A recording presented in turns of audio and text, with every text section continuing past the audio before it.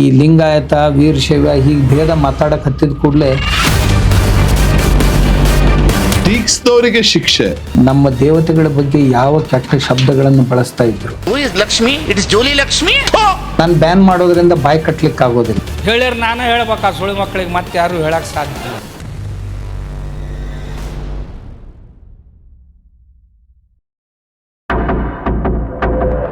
ಕರ್ನಾಟಕ ಸರ್ಕಾರ ಅಂತ ಹೇಳೋ ಸಿದ್ದರಾಮಯ್ಯ ಅವ್ರ ಸರ್ಕಾರ ಅಂತ ಹೇಳೋ ನನಗೆ ಗೊತ್ತಿಲ್ಲ.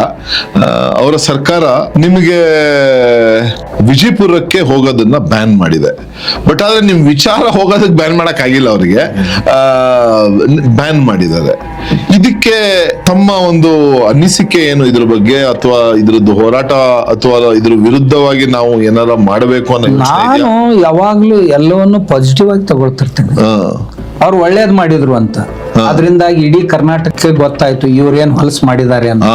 ಇವ್ರೇನ್ ಹೊಲಸು ಮಾಡಿದ್ದಾರೆ, ಅದಕ್ಕೆ ಸ್ವಾಮಿಗಳು ಯಾಕೆ ಪ್ರತಿರೋಧ ಮಾಡಿದ್ರು ಅನ್ನೋದು ಇಡೀ ಕರ್ನಾಟಕಕ್ಕೆ ಗೊತ್ತಾಯ್ತು. ಅಷ್ಟೇ ಅಲ್ಲ, ಮಹಾರಾಷ್ಟ್ರ ತೆಲಂಗಾಣದಲ್ಲಿಯೂ ಸಹಿತ ಈ ಸುದ್ದಿ ಹೋಯ್ತು. ಅಷ್ಟೇ ಅಲ್ಲ, ಇವ್ರು ಏನೋ ಮಾಡ್ಲಿಕ್ಕೆ ಹೋಗಿ ಮೈ ಮೇಲೆ ಹಾಕೊಂಡ್ರ ಅಷ್ಟೇ.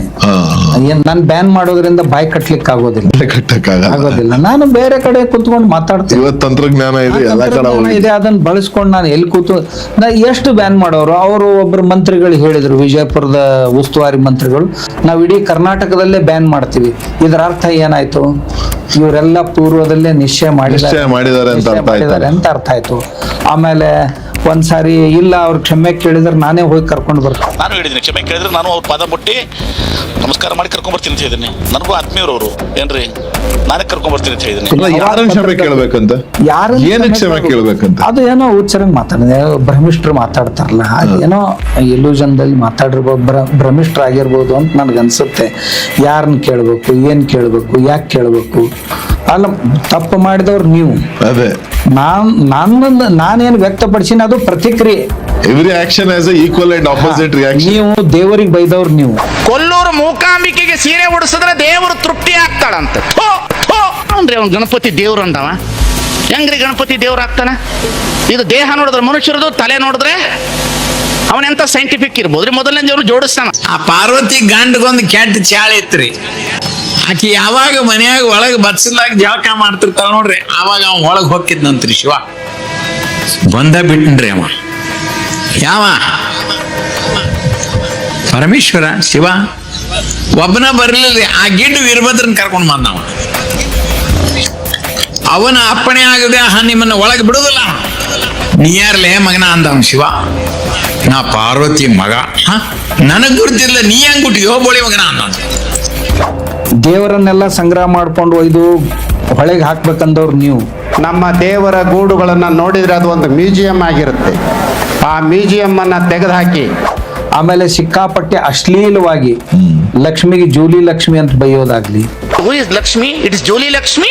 ಹೂ is Lakshmi it is jolly Lakshmi. Gange ಗೌರಿಯರನ್ನ ಅವ ಭಗವಂತ ಶಿವನಾದಂಥವನು ಇವಳಿಲ್ದಾಗ ಅವಳ ಜೊತೆ, ಅವಳಿಲ್ದಾಗ ಇವಳ ಜೊತೆ ಲವ್ ಮಾಡ್ತಿದ್ದ ಅಂತ ಹೇಳೋದಾಗ್ಲಿ ನೀವು ಮಾತಾಡಿದ್ವಿ. ಹೌದು. ಕೈಲಾಸದಲ್ಲಿ ಶಿವ ಇದ್ದಾನಂತೆ, ಪಾರ್ವತಿ ಇದ್ದಾಳಂತೆ, ತಲೆ ಮೇಲೆ ಒಬ್ಬಳನ್ನ ಇಟ್ಕೊಂಡಾನಂತ, ತೊಡೆ ಮೇಲೆ ಒಬ್ಬಳನ್ನ ಇಟ್ಕೊಂಡಾನಂತ, ಅವಳಿಲ್ದಾಗ ಇವಳ ಜೊತೆ ಲವ್ ಅಂತೆ, ಅವಳಿಲ್ದಾಗ ಇವಳ ಜೊತೆ ಡಿವೋಟ್ ಅಂತೆ. ಆಮೇಲೆ ಈ ಜಗುಲಿಯ ಮೇಲಿನ ದೇವರೆಲ್ಲ ಮ್ಯೂಸಿಯಂ ತರ ಇವೆ. ಈ ಮ್ಯೂಸಿಯಂ ಎಲ್ಲ ಮುಗಿಸ್ಬಿಡ್ಬೇಕು, ಜಗುಲಿ ಜಳಜಳ ಆಗ್ಬೇಕು ಅಂತ ಈಗಲೂ ಸಹಿತ ಹೇಳ್ತಾ ಇದ್ದಾರೆ. ನಿನ್ನಿನ ದಿವಸ ಅವ್ರು ಕೂಡಲ ಸಂಗಮದಲ್ಲಿ ಒಂದು ಸಭೆ ಮಾಡಿದ್ರು. ಆ ಸಭೆಯಲ್ಲಿ ಹೇಳ್ತಿದ್ರು, ಹೋದ್ ಕೂಡ್ಲೆ ಜಗಲಿ ಕೈ ಹಾಕ್ಬೇಡ್ರಿ, ಕ್ರಿಶ್ಚಿಯನ್ರು ಹೆಂಗ್ ಸಾವಕಾಶ ಅವ್ರ ಮನೆಯೊಳಗೆ ಹೋಗ್ತಾರ ಹಂಗ ನೀವು ಪ್ರೇಮದಿಂದ ಸಾವಕಾಶ ಅವ್ರ ಮನೆಯಲ್ಲಿ ಹೋಗ್ರಿ, ಹೋಗಿ ಅವ್ರ ಪ್ರೀತಿ ವಿಶ್ವಾಸ ಸಂಪಾದನೆ ಮಾಡಿ ಎಲ್ಲ ದೇವರನ್ನ ಕಲೆಕ್ಟ್ ಮಾಡ್ಕೊಂಡ. ಅಂದ್ರೆ ಕ್ರಿಶ್ಚಿಯನ್ರ ಆಶೀರ್ವಾದ ಎಷ್ಟಿದೆ ನೋಡಿ. ಅಲ್ಲ, ಒಂದು ತುಮಕೂರಲ್ಲೋ ಎಲ್ಲೋ ಒಂದು ಮಿಷನರಿ ಇದು ಇವ್ರಿಗೆ ಸ್ಪಾನ್ಸರ್ಶಿಪ್ ತಗೊಂಡು ಹೊರಗಡೆ ಸ್ಟಾಲೆ ಹಾಕಿದ್ರು. ಜನ ಎಚ್ಚೆತ್ಬಿಟ್ಟು ಲಿಂಗಾಯತರದ್ದು ಕಾರ್ಯಕ್ರಮದಲ್ಲಿ ಕ್ರಿಶ್ಚಿಯನ್ಸ್ಗೆ ಗೆಣಸ್ ಕೀಳಕ್ ಬರ್ತೀರಾ ಇಲ್ಲಿ ನೀವು? ಹೋಗಯ ಎತ್ಕೊಂಡು ರೆಂಟ್ ಅದೇನ್ ನಾನ್ ಕೊಡ್ತೀನಿ. ಅದೆಷ್ಟ? ಬಸವ ಜಯಂತಿಲಿ ಕ್ರಿಶ್ಚಿಯನ್ ಸಂಬಂಧಪಟ್ಟ ಪುಸ್ತಕ ಎಂತಕ್ ಮಾಡ್ತಾ ಇದ್ದೀರಾ? ಹೇಳ್ತಾ ಇದ್ದೀನಿ, ನಡೀತಾ ಇರೋದು ಇಲ್ಲಿ ಬಸವ ಜಾಗೃತಿ, ಆದ್ರೆ ಮಾಡ್ತಿರೋದು ಕ್ರಿಶ್ಚಿಯನ್ ಧರ್ಮದ ಪ್ರಚಾರ ಇದು ಯಾವ ಮಟ್ಟಕ್ಕೆ ಇಳಿದಿದೆ ನೋಡ್ರಿ. ಇಲ್ಲಿ ಮಾಡ್ತಾ ಇರೋದು ಬಸವ ತತ್ವ ಪ್ರಚಾರ ಮಾಡ್ತಾ ಇರೋದು, ಇಲ್ಲಿ ಯಾವ ಕ್ರಿಶ್ಚಿಯನ್ ಸಂಬಂಧಪಟ್ಟ ಪುಸ್ತಕಗಳು ಕ್ಲೋಸ್ ಮಾಡು. ಓಹೋ, ಏನ್ ತಿಳ್ಕೊಂಡ್ಬಿಟ್ಟಿದ್ದೀರಾ ಬಡ್ಡಿ ಮಕ್ಕಳು ನೀವು? ಬಸವ ತತ್ವ ಪ್ರಚಾರ ಮಾಡಕ್ಕೆ ಅಂತ ನಾವು ಹಳ್ಳಿ ಹಳ್ಳಿಯಿಂದ ಜನ ಕರ್ಸಿದೀವಿ, ನಮ್ಮ ಕ್ರಿಶ್ಚಿಯನ್ಸ್ ಇಲ್ಲಿ ಪುಸ್ತಕ ಮಾಡ್ತಾ ಇದ್ದೀರಾ. ಇವರು ಹಿಂದೂ ಸಂಸ್ಕೃತಿಯನ್ನ ಅಥವಾ ನಮ್ಮ ವೀರಶೈವ ಲಿಂಗಾಯತ್ ಸಂಸ್ಕೃತಿಯನ್ನ ನಷ್ಟ ಮಾಡಿದ್ರು ಅಂದ್ರೆ ಸೆಕೆಂಡ್ ಸ್ಟೆಪ್ ಅವರೇ ಕ್ರಿಶ್ಚಿಯನ್ ಮತ್ತು ಮುಸ್ಲಿಂ ದರದಲ್ಲಿ ಕನ್ವರ್ಟ್ ಆಗ್ಬಾರ್ದು. ಒಂದ್ಸಾರಿ ಇದನ್ನ ಕ್ಲೀನ್ ಮಾಡಿದವ್ರು ಬ್ರೇನ್ ವಾಶ್ ಮಾಡಿಬಿಟ್ರು ಅಂದ್ರೆ ನೆಕ್ಸ್ಟ್ ಸ್ಟೇಜ್ ಅವ್ರು ಬರ್ತಾರೆ. ಇದು ಫಸ್ಟ್ ಸ್ಟೇಜ್ ನಲ್ಲಿ ಇವ್ರು ಇದ್ದಾರೆ, ನೆಕ್ಸ್ಟ್ ಸ್ಟೇಜ್ ನಲ್ಲಿ ಅವ್ರು ಬರ್ತಾರೆ. ಆ ಕೆಲಸವನ್ನು ಇವ್ರು ಮಾಡ್ತಾ ಇದ್ದಾರೆ. ಇವರೇ ಅಂತಲ್ಲ, ದೇಶದಲ್ಲಿ ಇಂಥ ಸಂಪ್ರದಾಯಗಳು ತುಂಬಾ ಇವೆ. ಈ ಜನರು 17-18ರಲ್ಲಿ ಏನು ಆರಂಭ ಮಾಡಿದ್ರು, ಅವಾಗ ಇವರು ನಮ್ಮ ಶಿವಕುಮಾರ ಸ್ವಾಮೀಜಿ ಅವ್ರ ಹತ್ರ ಹೋಗಿದ್ರು. ಸಿದ್ಧಗಂಗಾ ಮಠದ ಶಿವಕುಮಾರ ಸ್ವಾಮೀಜಿ ಅವ್ರ ಹತ್ರ ಮಂತ್ರಿಗಳು ಹೋಗಿದ್ರು. ಹೋಗಿ ಅವ್ರು ಹೇಳಿದ್ರು, ಇವು 2 ಶಬ್ದ ಭೇದಗಳೇ ಹೊರತು ಸಮಾಜ 2 ಅಲ್ಲ, ಆದ್ರಿಂದ ನಾನು ಇದಕ್ಕೆ ಸಮ್ಮತಿ ಕೊಡೋದಿಲ್ಲ ಅಂತೇಳಿ. ಆದ್ರೆ ಹೊರಗೆ ಬಂದವ್ರು ಏನ್ ಹೇಳಿದ್ರು, ಸಿದ್ಧಗಂಗಾ ಶ್ರೀಗಳು ನಮ್ಗೆ ಸಮ್ಮತಿ ಕೊಟ್ಟಿದ್ದಾರೆ ಅಂತ ಜನರು ಡಗಾಡಂಗಾಗಿ ಸುಳ್ಳು ಹೇಳಿದ್ರು. ಸಿದ್ಧಗಂಗಾ ಶ್ರೀಗಳು ಆಧುನಿಕ ಬಸವಣ್ಣವರು ಅಂತೀವಿ ನಾವು ಅವ್ರಿಗೆ. ಅವರು ಅಂತಿಮ ಸುಪ್ರೀಂ. ಅವರಿಂದ ನನಗೆ ಸ್ಪಷ್ಟವಾದಂಥದ್ದು, ಅತ್ಯಂತ ಸ್ಪಷ್ಟವಾದಂಥದ್ದು, ನಾನು ಹೇಳ್ತದೆ ಅತ್ಯಂತ ಸ್ಪಷ್ಟವಾದಂಥದ್ದು, ಲಿಂಗಾಯತ ಸ್ವತಂತ್ರ ಧರ್ಮ ಆಗಬೇಕು. ವೀರಶೈವ ಲಿಂಗಾಯತ ಎರಡನ್ನೂ ಕೂಡ ಅದನ್ನೂ ಕೂಡ ಕೇಳಿದ್ವಿ. ಈ ತರ ತುಂಡು ಸನ್ಯಾಸ ಇದೆ ಹಿಂಗಿದ್ದೇವೆ ಅಂತ ಹೇಳಿ. ಇಲ್ಲ, ಬರೀ ಲಿಂಗಾಯತ ಆಗಬೇಕು, ವೀರಶೈವ ಇತಿ ಚಂದು ಅಂಥೇಳಿ. ಈ ಪ್ರಯತ್ನಕ್ಕೆ ಇನ್ನು ಮುಂದೆ ನಮ್ಗೆ ಯಾರ್ದೂ ಕೂಡ ಸ್ಪಷ್ಟೀಕರಣ, ಯಾವ ಬುದ್ಧಿಜೀವಿಗಳ ಮಾರ್ಗದರ್ಶನ, ಯಾವ ಬುದ್ಧಿಜೀವಿಗಳ ಹೇಳಿಕೆ ಯಾರ್ದು ಕೂಡ ಇನ್ನು ಮುಂದೆ ನಮ್ಗೆ ಬೇಕಾಗಿಲ್ಲ. ಅವಾಗ ಸಿದ್ಧಗಂಗಾ ಶ್ರೀಗಳಿಗೆ ಮತ್ತೊಂದು ಸಾರಿ ಮಠದ ಲೆಟರ್ ಹೆಡ್ ಮೇಲೆ ಲಿಖಿತ ರೂಪದಲ್ಲಿ ಆದೇಶ ತೆಗಿಬೇಕಾಯ್ತು. ನಾನು ಯಾವ ಇಂಥ ಸಮ್ಮತಿಯನ್ನು ಕೊಟ್ಟಿಲ್ಲ ಇವರಿಗೆ ಧರ್ಮ ಒಡೆಯೋದಕ್ಕೆ, ವೀರಶೈವ ಲಿಂಗಾಯತ ಇವು 2 ಅಲ್ಲ, ಆದ್ರಿಂದ ದಯವಿಟ್ಟು ಯಾರು ಇದಕ್ಕೆ ಬಲಿ ಬೀಳಬಾರದು ಅಂತ ತಿಳ್ಕೊಂಡು ಸಿದ್ಧಗಂಗಾ ಮಠದ ಲೆಟರ್ ಹೆಡ್ ನಲ್ಲಿ ಬರೆದು ಸಿದ್ಧಗಂಗಾ ಮಠದ ಶ್ರೀಗಳು ಇದೀಗ ಪತ್ರಿಕಾ ಪ್ರಕಟಣೆಯನ್ನು ಅಧಿಕೃತವಾಗಿ ಹೊರಡಿಸಿರುವಂಥದ್ದು. ನನ್ನ ಹೇಳಿಕೆಯನ್ನ ಸಚಿವ MB ಪಾಟೀಲ್ ತಪ್ಪಾಗಿ ಅರ್ಥೈಸಿಕೊಂಡಿದ್ದಾರೆ ಎನ್ನುವಂಥ ಮಾತನ್ನ ಸ್ವತಃ ಶಿವಕುಮಾರ ಸ್ವಾಮೀಜಿಯವರು ಹೇಳಿರುವಂಥದ್ದು. ಸಮಾಜವನ್ನು ಈ ರೀತಿ ಭಾಗ ಮಾಡುವ ರೀತಿಯಲ್ಲಿ ಯಾರೇ ಪ್ರಯತ್ನಿಸಿದರೂ ಸಮಾಜದ ಹಿತದೃಷ್ಟಿಯಿಂದ ಒಳ್ಳೆಯದಲ್ಲ. ಸಿದ್ಧಗಂಗಾ ಶ್ರೀಗಳಂತ ನಡೆದಾಡುವ ದೇವರು ಅಂತ ಕರೆದಂತವ್ರು, ಹಾಗೂ ನಮ್ಮ ಸಿದ್ದೇಶ್ವರಪ್ಪ ಅವ್ರನ್ನು ನಾವೆಲ್ಲರೂ ನಡೆದಾಡುವ ದೇವರು ಅಂತ ನಾವು ಪೂಜಿಸ್ತೀವಿ. ಇವ್ರಕ್ಕಿಂತ ಎಲ್ಲ ಇವ್ರು ಜಾಸ್ತಿ ತಿಳ್ಕೊಂಡ್ಬಿಟ್ಟಾರ ಶಾಣ್ಯರಂತ. ಈಗ ಅವ್ರು ಎಲ್ಲಿಗೆ ಬಂದಿದ್ದಾರೆ ಅಂದ್ರೆ ಸಿದ್ದೇಶ್ವರ ಸ್ವಾಮಿಗಳು ಲಿಂಗಾಯತರಲ್ಲ ಅನ್ನೋ ಮಟ್ಟಿಗೆ ಅವ ಒಬ್ಬ IAS ಆಫೀಸರ್ ಇದ್ದಾನ ಅವ, ಮತ್ತು ಇವರಲ್ಲಿ ಕೆಲವು ಜನ ಕಮ್ಯುನಿಸ್ಟ್ ಇದ್ದಾರೆ, ಅವ್ರ ಮೇಲೂ ಸಹಿತ ಟೀಕೆ ಮಾಡಿದ್ರು ಇವರು. ಯಾವಾಗ ಮೋದಿಜಿಯವರು ಸುತ್ತೂರು ಮಠಕ್ಕೆ ಬಂದಾಗ ಪೂಜ್ಯ ಸಿದ್ದೇಶ್ವರ ಅಪ್ಪಗಳವರ ಒಂದು 2-3 ಇಂಗ್ಲಿಷ್ ಪುಸ್ತಕಗಳನ್ನು ಬಿಡುಗಡೆ ನಾರದ ಭಕ್ತಿ ಸೂತ್ರ, ಯೋಗ ಸೂತ್ರಗಳು ಇಂಥವನ್ನ ಮಾಡಿದಾಗ ಸುತ್ತೂರಲ್ಲಿ ಈ ಪುಸ್ತಕಗಳನ್ನು ಬಿಡುಗಡೆ ಮಾಡಿದ್ರು ಮೋದಿಯವರು. ಅವರು ಸಿದ್ದೇಶ್ವರ ಸ್ವಾಮೀಜಿ ಅವರಿಂದ ತುಂಬಾ ಪ್ರಭಾವಿತರಾದ್ರು. ಆಮೇಲೆ ಸ್ವಾಮೀಜಿಯವರು ಸಹಿತ ಅವ್ರ ಬಗ್ಗೆ ತುಂಬಾ ಒಳ್ಳೆಯ ಮಾತುಗಳನ್ನು ಹೇಳಿದರು. ಒಬ್ಬ ಪ್ರಧಾನ ಮಂತ್ರಿಗಳು ಈ ದೇಶಕ್ಕೆ ದೊರೆತದ್ದು ಸುದೈವ. ಇಷ್ಟೆಲ್ಲ ಕಾರ್ಯಕ್ರಮಗಳ ಮಧ್ಯದಲ್ಲಿಯೂ ಅವರ ಪ್ರಸನ್ನತೆ ಕಡಿಮೆಯಾಗುವುದಿಲ್ಲ. ಅವರೀಗ 3 ಗ್ರಂಥಗಳನ್ನು ಬಿಡುಗಡೆ ಮಾಡಿದಾರ. ಅವೆಲ್ಲ ಯೋಗದ ಗ್ರಂಥಗಳು. ಅವರಿಂದಲೇ ಯಾಕೆ ಆಯಿತು ಅಂದ್ರೆ ಅವರು ಯೋಗಿಗಳಿರೋದರಿಂದ ಅವರು ಭಾರತ ದೇಶ ಕಂಡ ಬಹಳ ಅಪರೂಪದ ಪ್ರಧಾನಮಂತ್ರಿಗಳು. ತುಂಬಾ ಒಳ್ಳೆ ಮಾತುಗಳನ್ನು ಹೇಳಿದ್ರು. ಅವರು ಯಾರೇ ಇದ್ರು ಎಲ್ಲರ ಬಗ್ಗೆ ಒಳ್ಳೆ ಮಾತುಗಳನ್ನು ಹೇಳ್ತಾನೆ. ಆ ಮಾತುಗಳನ್ನು ಹೇಳಿದಾಗ ಕೆಲವು ಕಮ್ಯುನಿಸ್ಟರು, ಆಮೇಲೆ ಈ ಪ್ರತ್ಯೇಕ ಲಿಂಗಾಯತ ಧರ್ಮ ಕಟ್ಲಿಕ್ಕೆ ಹೊರಟಂತವ್ರು ಕೆಲವು ಜನ ಸೆಕ್ರೆಟರಿ ಅನಿಸ್ಕೊಂಡವರು ಸಿದ್ದೇಶ್ವರ ಅಪ್ಪಗಳಿಗೆ ಏಕವಚನದಿಂದ ಬೈದರು. ಆಮೇಲೆ ಸಿದ್ದೇಶ್ವರ ಅಪ್ಪಗಳನ್ನ 2 ತಿಂಗಳು ತಮ್ಮ ಮಠಗಳಲ್ಲಿ ಇರಿಸ್ಕೊಂಡು ಯಾರು ಪ್ರವಚನ ನಡೆಸ್ಕೊಂಡು ಹೋಗ್ತಿದ್ರು, ಆ ಬಾಲ್ಕಿ ಶ್ರೀಗಳಾಗ್ಲಿ ಅಥವಾ ಈಗಿರುವಂತ ಈ ಗದಗಿನ ತೋಂಟದ ಮಠದ ಸ್ವಾಮಿಗಳು ಬೆಳಗಾವಿಯಲ್ಲಿದ್ದಾಗ ತಿಂಗಳಾನ್ಗಟ್ಲೆ ಅವರು ಪ್ರವಚನ ಮಾಡಿಸ್ತಿದ್ರು. ಅವರ ಇದು ಪುಸ್ತಕ ಸಂಪುಟವನ್ನ ನಾವು ಇದನ್ನ ಮಾಡಿ ಏನು ಪ್ರೂಫ್ ರೀಡಿಂಗ್ ಮಾಡಿ ಪ್ರಿಂಟ್ ಮಾಡ್ತೀವಿ ಅದನ್ನ ಮಾಡೀವಿ ಅಂತಕ್ಕಂಥ ಜವಾಬ್ದಾರಿ ಹೊತ್ಕೊಂಡಂತ ಇವರು ಯಾಕೋ ಜಾಮದಾರ ಹಿಂಗ್ಯಾಕ್ ಮಾತಾಡಿದೆ ಅಂತ ಒಬ್ರು ಕೇಳಿಲ್ಲ. ಅಂದ್ರೆ ಎಷ್ಟು ಪ್ರೀತಿ ಇತ್ತು ಇವ್ರದ್ದು, ಎಷ್ಟು ಶ್ರದ್ಧೆ ಇತ್ತು ಅನ್ನೋದು ಗೊತ್ತಾಯ್ತಲ್ಲ ಇದ್ರಲ್ಲಿ. ಇಷ್ಟೊಂದು ಕಠೋರ ಭಾಷೆಯಲ್ಲಿ ಇದರಲ್ಲಿ ತುಂಬಾ ಸಿಕ್ಕಾಪಟ್ಟೆ ಬೈದಿದ್ದ ಆತ ಸಿದ್ದೇಶ್ವರ ಅಪ್ಪಗಳು. ಅವ್ರಂತರೂ ಅದನ್ನ ಹಚ್ಕೊಳ್ತಿದ್ದಲ್ಲ, ಆ ಮಾತು ಬೇರೆ. ಆದ್ರೆ ಇವ್ರ ಕರ್ತವ್ಯ ಇತ್ತಲ್ಲ, ಇವ್ರ ಕರ್ತವ್ಯ ಇತ್ತಲ್ಲ, ಇವ್ರ ಜೊತೆಗೆ ಓಡಾಡ್ತಾರ. ಆಮೇಲೆ ಸಿದ್ದೇಶ್ವರ ಶ್ರೀಗಳ ಜೊತೆ ನಿಮ್ ಸಂಬಂಧ ಇತ್ತಲ್ಲ.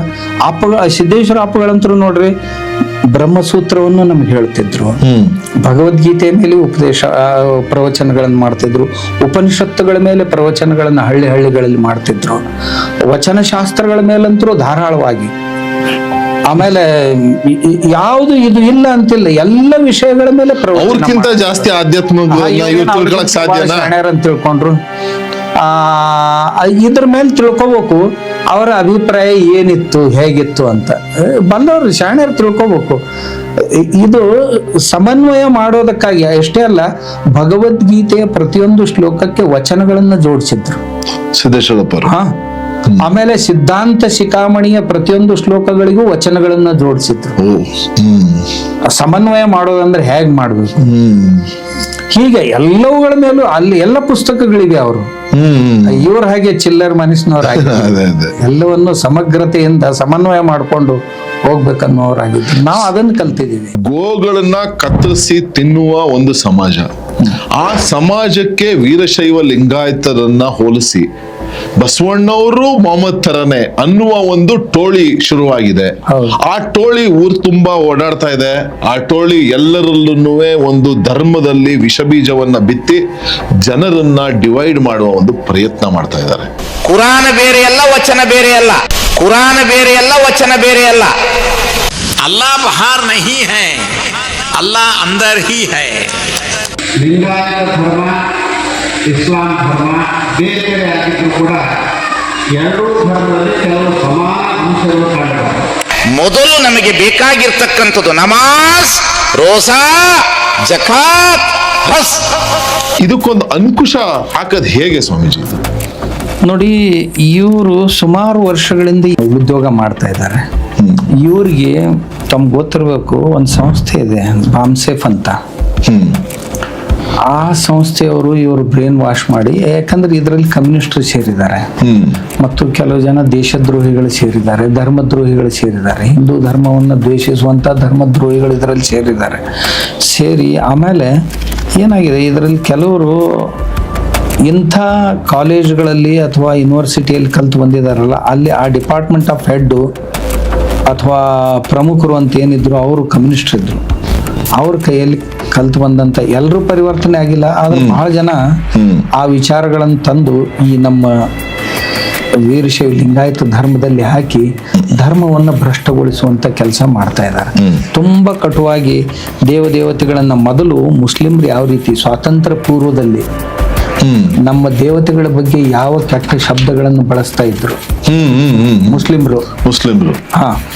ನಮ್ಮ ದೇವಿಯವರನ್ನ ಕುರಿತು ನಗ್ನ ಚಿತ್ರಗಳನ್ನ ತೆಗೆಯೋದು ಅವ್ರಿಗೂ, ಆಮೇಲೆ ಸರಸ್ವತಿ ಹೀಗೆ, ಲಕ್ಷ್ಮಿ ಹೀಗೆ, ಆಮೇಲೆ ಪಾರ್ವತಿ ಹೀಗೆ, ಗಂಗೆ ಹೀಗೆ, ಗೌರಿ ಹೀಗೆ ಅಂತ ಏನ್ ಕೆಟ್ಟ ಭಾಷೆಯನ್ನು ಮುಸ್ಲಿಮರು ಬಳಸ್ತಾ ಇದ್ರು. ಇದನ್ನ ಅವಾಗ ಸ್ವಾತಂತ್ರ್ಯ ಪೂರ್ವದಲ್ಲಿ ಅವಾಗ ಆರ್ಯ ಸಮಾಜದ ಒಬ್ಬ ಹಿರಿಯರು ಪಂಡಿತರು ಮೊಹಮ್ಮದರನ್ನ ಕುರಿತು ಒಂದು ಪುಸ್ತಕ ಬರೆದ್ರು.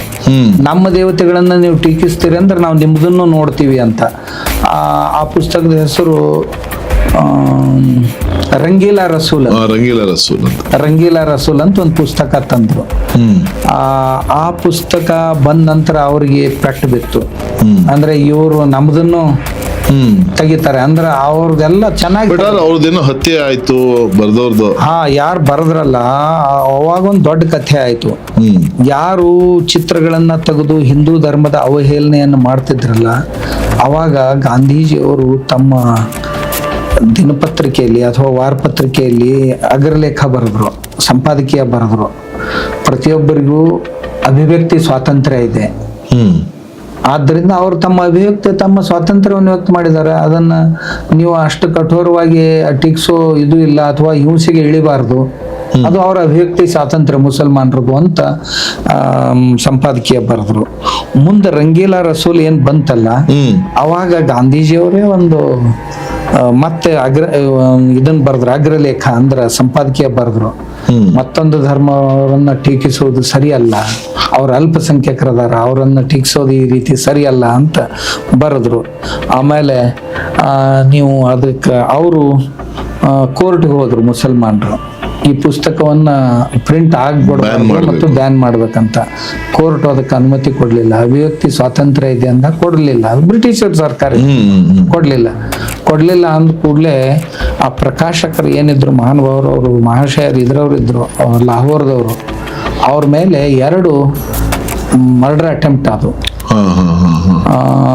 3ನೇ ಸಾರಿಗೆ ಕೊನೆಗೆ ಪಾಪ ಕೊಂದ್ರ ಅವ್ರನ್ನ. ಅಲ್ಲ ಅದು ಆಗ ಗಾಂಧೀಜಿಯವರಂದ್ರು ಯಾವುದನ್ನ ಕೋರ್ಟ್ ಕೊಡ್ಲಿಕ್ಕೆ ಸಾಧ್ಯ ಇಲ್ಲೋ ನ್ಯಾಯವನ್ನ, ಅದನ್ನ ಅವ್ರಿಗೆ ಪಡೆಯುವ ಸ್ವಾತಂತ್ರ್ಯ ಇದೆ ಅಂತ ಮತ್ತೊಂದು ಅಗ್ರಲೇಖ ಬರೆದ್ರು ಅದ್ರ ಮೇಲೆ. ಅದು ಅವಾಗ ಹಿಂಗಾಗಿ ಅದು ಶಾಂತ ಆಗಿತ್ತು. ಆ ನಂತರದ ಕಾಲದಲ್ಲಿ ಕೆಲವೊಂದು ಕಮ್ಯುನಿಸ್ಟರು ಅಂಥದ್ದೇ ಮಾತುಗಳನ್ನು ಇಲ್ಲಿವರೆಗೆ ಮಾತಾಡ್ತಾ ಬರ್ತಿದ್ರು. ಅವರಿಗೆ ಸರ್ಕಾರಗಳು ಸೆಕ್ಯೂರಿಟಿ ಕೊಡ್ತಾ ಬಂದು.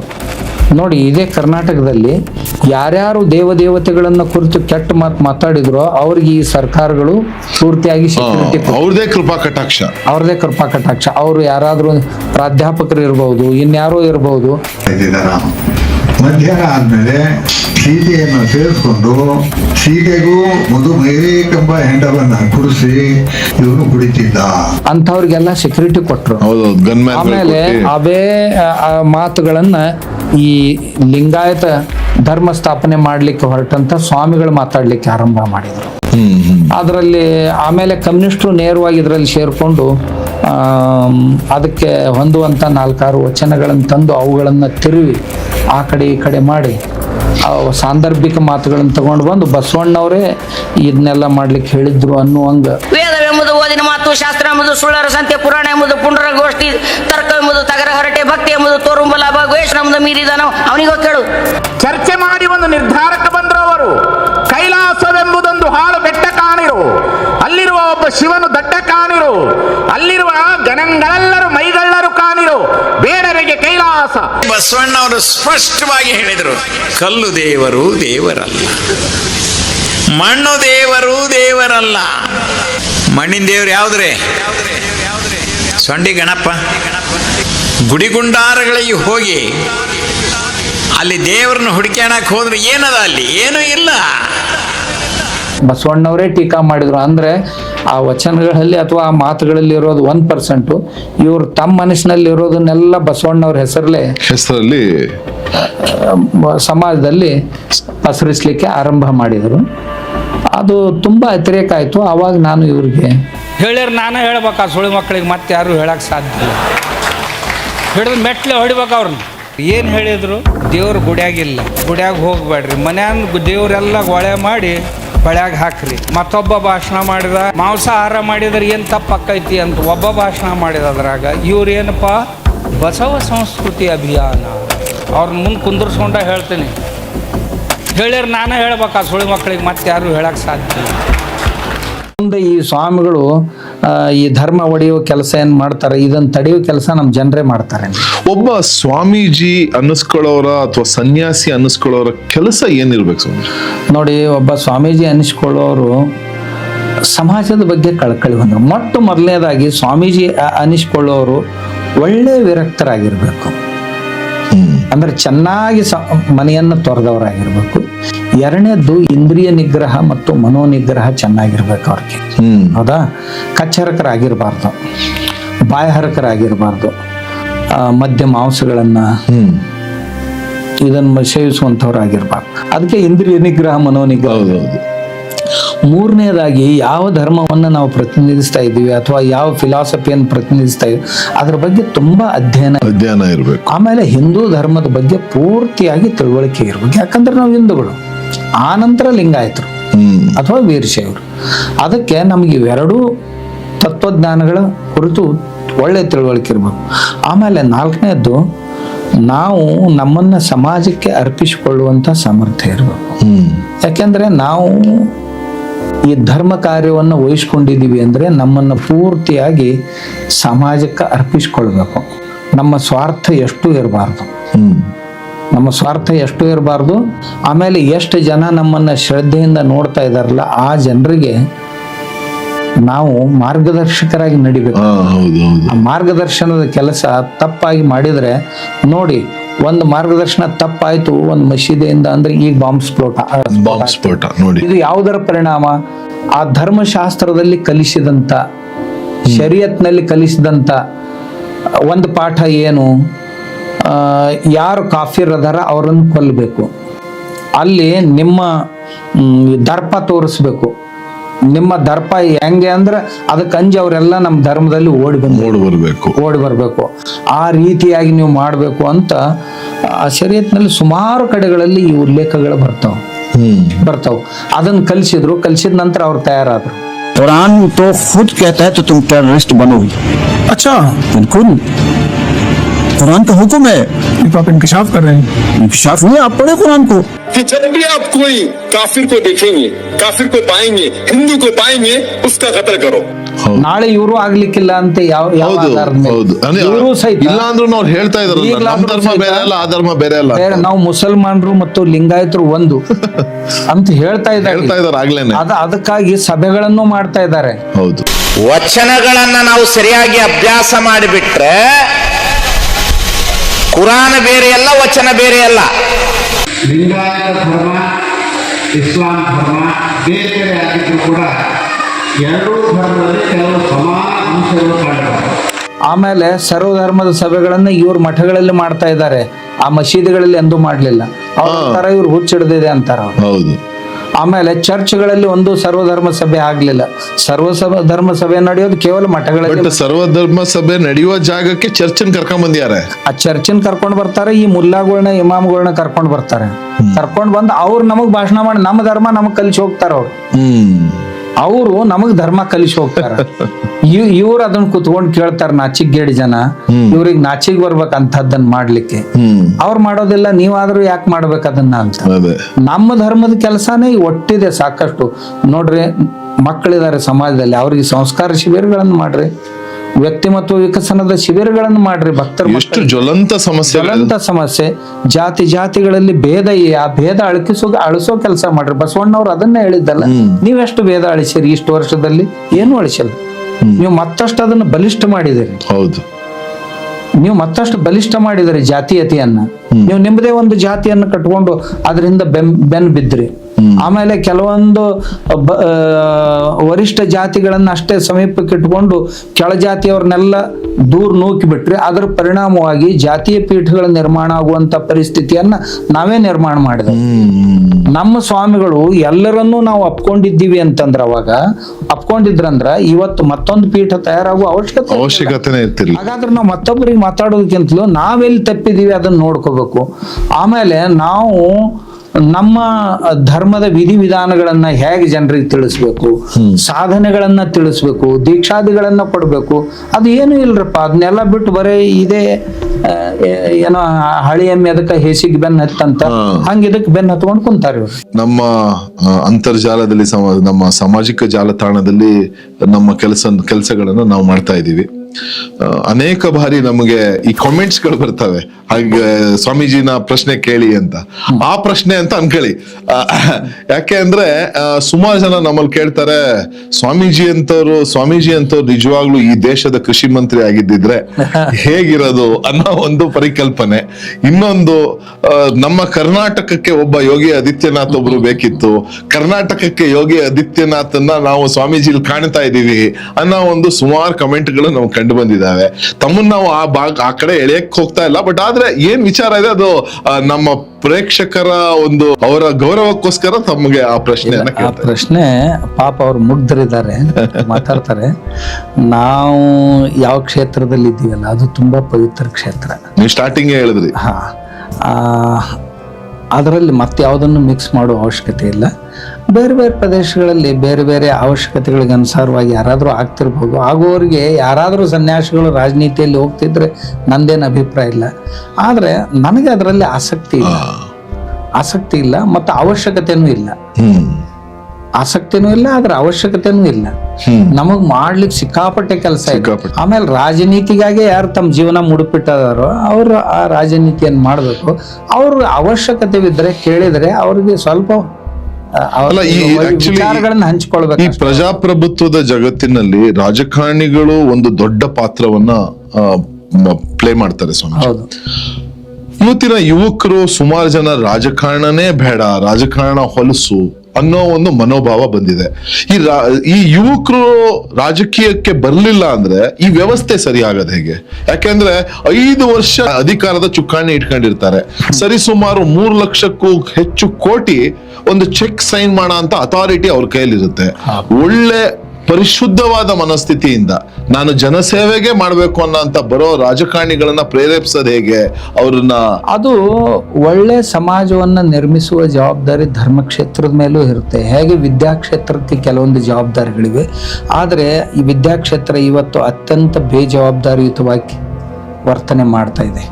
ವಿದ್ಯಾಕ್ಷೇತ್ರದಲ್ಲಿ ಯಾವ ಜೀವನ ಮೌಲ್ಯಗಳನ್ನು ತುಂಬಬೇಕಾಗಿತ್ತು ವಿದ್ಯಾರ್ಥಿಗಳಲ್ಲಿ, ಯುವಕರಲ್ಲಿ, ಅದರಲ್ಲಿ ಪೂರ್ತಿಯಾಗಿ ನಾವು ವಿಫಲರಾಗಿದ್ದೀವಿ. ಅವರು ಮಾಡ್ಲಿಕ್ಕಾಗದಂತ ಕೆಲಸವನ್ನ ಈ ಮಠಗಳು, ಧರ್ಮಕ್ಷೇತ್ರಗಳು ಮಾಡಬೇಕಾಗಿತ್ತು. ಆದ್ರೆ ಬಹಳ ಜನ ಅದನ್ನ ಮಾಡ್ತಾ ಇರೋದು ಕಾಣಿಸ್ತಾ ಇಲ್ಲ. ಅವ್ರಿಗೂ ಯಾವ ವಿವಂಚನೆಯೋ ಗೊತ್ತಿಲ್ಲ, ಅವ್ರಿಗೂ ಸಹಿತ ಅಂತ ಇದು ಕಾಣ್ತಾ ಇಲ್ಲ. ಆದ್ರೆ ನಾವು ಮಾಡ್ಬೇಕು. ನಾವು ನಮ್ಮ ಮಠದಲ್ಲಿ ಮಾಡ್ತಾ ಇದ್ದೀವಿ. ನಾನು ಸುಮಾರು 30 ವರ್ಷಗಳಿಂದಲೂ ಸಹಿತ ಆ ಒಳ್ಳೆ ಯುವಕನನ್ನ ತಯಾರು ಮಾಡಿದ್ರೆ, ಯುವತಿಯನ್ನ ತಯಾರು ಮಾಡಿದ್ರೆ ಅವ್ರು ಬೇಕಾದ ಕ್ಷೇತ್ರದಲ್ಲಿ ಹೋಗ್ಲಿ, ಹೌದು, ಎಲ್ಲೇ ಹೋದ್ರೂ ಪರವಾಗಿಲ್ಲ, ಅವ್ರು ತಮ್ಮದೇ ಆದಂತ ಸ್ಥಾನ ನಿರ್ಮಾಣ ಮಾಡ್ಬೇಕು. ಅವರನ್ನ ಸಂವೇದನಶೀಲರನ್ನಾಗಿ ಮಾಡಬೇಕು, ಸೇವಾವೃತ್ತಿಗಳನ್ನಾಗಿ ಮಾಡಬೇಕು, ಪ್ರಾಮಾಣಿಕರನ್ನಾಗಿ ಮಾಡಬೇಕು, ಆಮೇಲೆ ಅವರು ಸಮರ್ಪಿತರನ್ನಾಗಿ ಮಾಡಬೇಕು, ಆಮೇಲೆ ಬುದ್ಧಿವಂತರನ್ನಾಗಿ ಮಾಡ್ಬೇಕು. ಅವ್ರನ್ನ ಆಯಾ ಕ್ಷೇತ್ರದ ಎಲ್ಲಿ ಹೋಗ್ತಾರಲ್ಲ ಆ ಕ್ಷೇತ್ರದ ಜ್ಞಾನವನ್ನು ತಗೊಂಡು ಅವರು ಆ ಕ್ಷೇತ್ರವನ್ನು ಮುನ್ನಡೆಸುವ ಯೋಗ್ಯತೆ ಉಳ್ಳವರನ್ನಾಗಿ ನಾವು ಮಾಡ್ಬೇಕು. ಯುವಕರನ್ನು ತಯಾರು ಮಾಡೋದು ನಮ್ಮ ಕೆಲಸ. ಪ್ರತಿ ವರ್ಷ ನಾವು ಹಿಂಗೆ ಸಾವಿರಾರು ಯುವಕರಿಗೆ ತರಬೇತಿಗಳನ್ನು ಕೊಡ್ತೀವಿ. ಈಗ ನನ್ನ ಯೋಜನೆ ನಡೆದಿದೆ. ಸಮಾಜದಲ್ಲಿರುವಂತ ಯುವಕರನ್ನ ಒಂದು 3 ತಿಂಗಳನೋ 6 ತಿಂಗಳನೋ ಮಠದಲ್ಲಿ ತಂದಿಟ್ಕೊಂಡು ಡಿಗ್ರಿ ಪಾಸ್ ಆದವ್ರಿಗೆ ರಾಜನೀತಿಜ್ಞರನ್ನೇ ತಯಾರು ಮಾಡುವ ಸಲುವಾಗಿ, ರಾಜಕೀಯದವರನ್ನೇ ತಯಾರು ಮಾಡುವ ಸಲುವಾಗಿ ಯೋಜನೆ ಮಾಡ್ತಾ ಇದ್ದೀನಿ ನಾನು. ಅಂದ್ರೆ ಅವರಿಗೆ ನ್ಯಾಯಶಾಸ್ತ್ರವನ್ನ ಚೆನ್ನಾಗಿ, ಅಂದ್ರೆ ಕಾನೂನು ಶಾಸ್ತ್ರವನ್ನ ಕಲಿಸ್ಬೇಕು, ಕಾನ್ಸ್ಟಿಟ್ಯೂಷನ್ ಅನ್ನ ಚೆನ್ನಾಗಿ ಕಲಿಸ್ಬೇಕು, ದೇಶದ ಭೂಗೋಳವನ್ನ ಚೆನ್ನಾಗಿ, ದೇಶದ ಇತಿಹಾಸವನ್ನ ಚೆನ್ನಾಗಿ ಕಲಿಸ್ಬೇಕು. ಆಮೇಲೆ ದೇಶದಲ್ಲಿರುವಂತಹ ಉದ್ಯೋಗ ವ್ಯವಸಾಯಗಳ ಪರಿಚಯವನ್ನು ಮಾಡಿಕೊಡ್ಬೇಕು. ಆಮೇಲೆ ರಾಜನೀತಿಜ್ಞನಾಗಿ ಯಾವ ರೀತಿ ಕೆಲಸ ಮಾಡಬೇಕು, ಅದಕ್ಕೆ ನಾವು ಅಲ್ಲಿ ವಿಧಾನಸಭೆ ಅಥವಾ ಶಾಸಕಾಂಗಗಳ ಚಟುವಟಿಕೆಗಳು ಯಾವ ರೀತಿ ನಡೀತಾವು ಅನ್ನೋದಕ್ಕೆ, ಅದಕ್ಕೆ ಪ್ರಾಧ್ಯಾಪಕರಾಗಿ ನಿವೃತ್ತ ನ್ಯಾಯಾಧೀಶರು, ನಿವೃತ್ತ IAS IPS ಅಧಿಕಾರಿಗಳು, ಆಮೇಲೆ ಇಂಥ ಬೇರೆ ಬೇರೆ ತಜ್ಞರು, ಮಠಾಧಿಪತಿಗಳಾಗಿರ್ಬೋದು, ಸಮಾಜಶಾಸ್ತ್ರಜ್ಞರಾಗಿರ್ಬೋದು, ಅವರ ಸಹಾಯ ತಗೊಂಡು TN ಶೇಷನ್ ಅವರು ಈ ತರ ಒಂದು ಪ್ರಯತ್ನ ಮಾಡಿದ್ರು. ಅದು ಆಗ್ಲಿಲ್ಲ ಮುಂದೆ. ಅದಕ್ಕೆ ಈಗ ಅದು 1 ವರ್ಷದ ಕೋರ್ಸ್ನೋ ಅಥವಾ 2 ವರ್ಷದ ಕೋರ್ಸ್ನೋ ಅಥವಾ 6 ತಿಂಗಳ ಕೋರ್ಸ್ನೋ ನಾವು ಈಗ ಮಾಡ್ಬೇಕು ಅಂತ ವಿಚಾರದಲ್ಲಿ ಇದ್ದೀರಾ. ಒಳ್ಳೆ ರಾಜನೀತಿ ಅಂದ್ರೆ ನಮ್ಮ ಮತಕ್ಷೇತ್ರದಲ್ಲಿ ಅಲ್ಲಿಯೇ ಮನುಷ್ಯನ್ನ ತಂದು ನಿಲ್ಲಿಸ್ಬೇಕು ಅನ್ನುವಂಗ ಅವ್ರನ್ನ ತಯಾರು ಮಾಡ್ಬೇಕು ಅಂತ. ಅವ್ರು ಯಾರೇ ಇರ್ಬೋದು, ಯಾವುದೇ ಜಾತಿಯವ್ರು ಇರ್ಲಿ, ಯಾವುದೇ ಪಂಥದವ್ರು ಇರ್ಲಿ, ಬಡವರಿರ್ಲಿ, ಶ್ರೀಮಂತರಿರ್ಲಿ, ಅವ್ರಿಗೆ ಮಾಡ್ಬೇಕು ಅಂತ ಒಂದು ವಿಚಾರ ಇದೆ. ಆಮೇಲೆ ನಿಮ್ಮ ಗುರುಕುಲದ ಒಂದು ವಿಶೇಷತೆ ಸುಮಾರು ಜನ ಮಾತಾಡ್ತಿರ್ತಾರೆ, ದುಡ್ಡು ತಗೊಳ್ಳದಲ್ಲೇ ವಿದ್ಯಾಭ್ಯಾಸ ಆದ್ಮೇಲೆ ಅವ್ರ ಕೈಗೆ ದುಡ್ಡು ಅಂತ ಕೇಳಿದೆ ಸ್ವಾಮೀಜಿ. ಅದು ಮಾಡ್ತಾ ಇದ್ದೀವಿ. 8 ವರ್ಷದ ಮಕ್ಕಳಿಗೆ ಪ್ರವೇಶ ಕೊಡ್ತೀವಿ. ಒಂದು 12 ವರ್ಷ ಮಕ್ಕಳು ನಮ್ಮ ಹತ್ರ ಇರ್ತಾರ. ಅವ್ರಿಗೆ ಸುಮಾರು ವಿದ್ಯೆಗಳನ್ನು ಕಲಿಸಿ ಸ್ವಾವಲಂಬಿ ಬದುಕನ್ನು ಹೇಗೆ ಕಟ್ಕೊಳ್ಬೇಕಾತ ಅನ್ನುವಷ್ಟು ಅವ್ರನ್ನ ತಯಾರು ಮಾಡ್ತೀವಿ. ಅವರಿಂದ ಅವ್ರಿಗೆ ಊಟ ಉಚಿತ, ವಿದ್ಯೆ ಉಚಿತ, ವಸತಿ ಉಚಿತ. ಇನ್ನು ಅವ್ರಿಗೆ ದೈನಂದಿನ ತಮ್ಮ ಏನು ಟೂತ್ ಪೇಸ್ಟು, ಬಟ್ಟೆ, ಬರೀ ಏನು ಬೇಕಾಗ್ತೋ ಅದನ್ನ ಅವ್ರ ಮನೆಯಿಂದ ಮಾಡ್ಕೋಬೇಕು. ಅವನ್ನೆಲ್ಲ ನಾವು ಕೊಡ್ಲಿಕ್ಕೆ ಆಗೋದಿಲ್ಲ. ಆಮೇಲೆ ಮನೆಗೆ ಹೋಗುವಾಗ ನಾವು ವಿಚಾರ ಮಾಡ್ತಾ ಇದ್ದೀವಿ, ಅವ್ರಿಗೆ ಒಂದು 5 ಲಕ್ಷ ರೂಪಾಯಿ ಕೊಡ್ಲಿಕ್ಕೆ ಸಾಧ್ಯ ಏನು ಅಂತ. ಅಂದ್ರೆ ಆ ಮಕ್ಕಳು ಒಂದು 4-6 ವರ್ಷ, ಒಂದು 6 ವರ್ಷ ಅಧ್ಯಯನ ಮಾಡಿದ ನಂತರ ಒಂದು 6 ವರ್ಷ ಪ್ರಾಕ್ಟಿಕಲ್ ಶುರು ಆಗ್ತಾವೆ. ಆ ಪ್ರಾಕ್ಟಿಕಲ್ನಲ್ಲಿ ಸುಮಾರು ವಸ್ತುಗಳನ್ನ ಅವ್ರು ತಯಾರು ಮಾಡಬೇಕು, ಮಾಡಿ ಅವ್ನು ಮಾರಾಟ ಮಾಡಬೇಕು. ಮಾರಾಟ ಮಾಡಿ ಅವನ್ನೆಲ್ಲ ಅವ್ರ ಖಾತೆಗೆ ಹಣವನ್ನು ಜಮಾ ಮಾಡಿ ಆ ಹಣವನ್ನು ಅವ್ರಿಗೆ ಕೊಡಬೇಕು, ಆ ಹಣವನ್ನು ಅವ್ರಿಗೆ ಕೊಡ್ಬೇಕು, ಆ ತರ ಒಂದು ಯೋಚನೆ ಮಾಡ್ತಾರೆ. ಆ ತರ ಒಂದು ಯೋಚನೆ ಮಾಡಿ.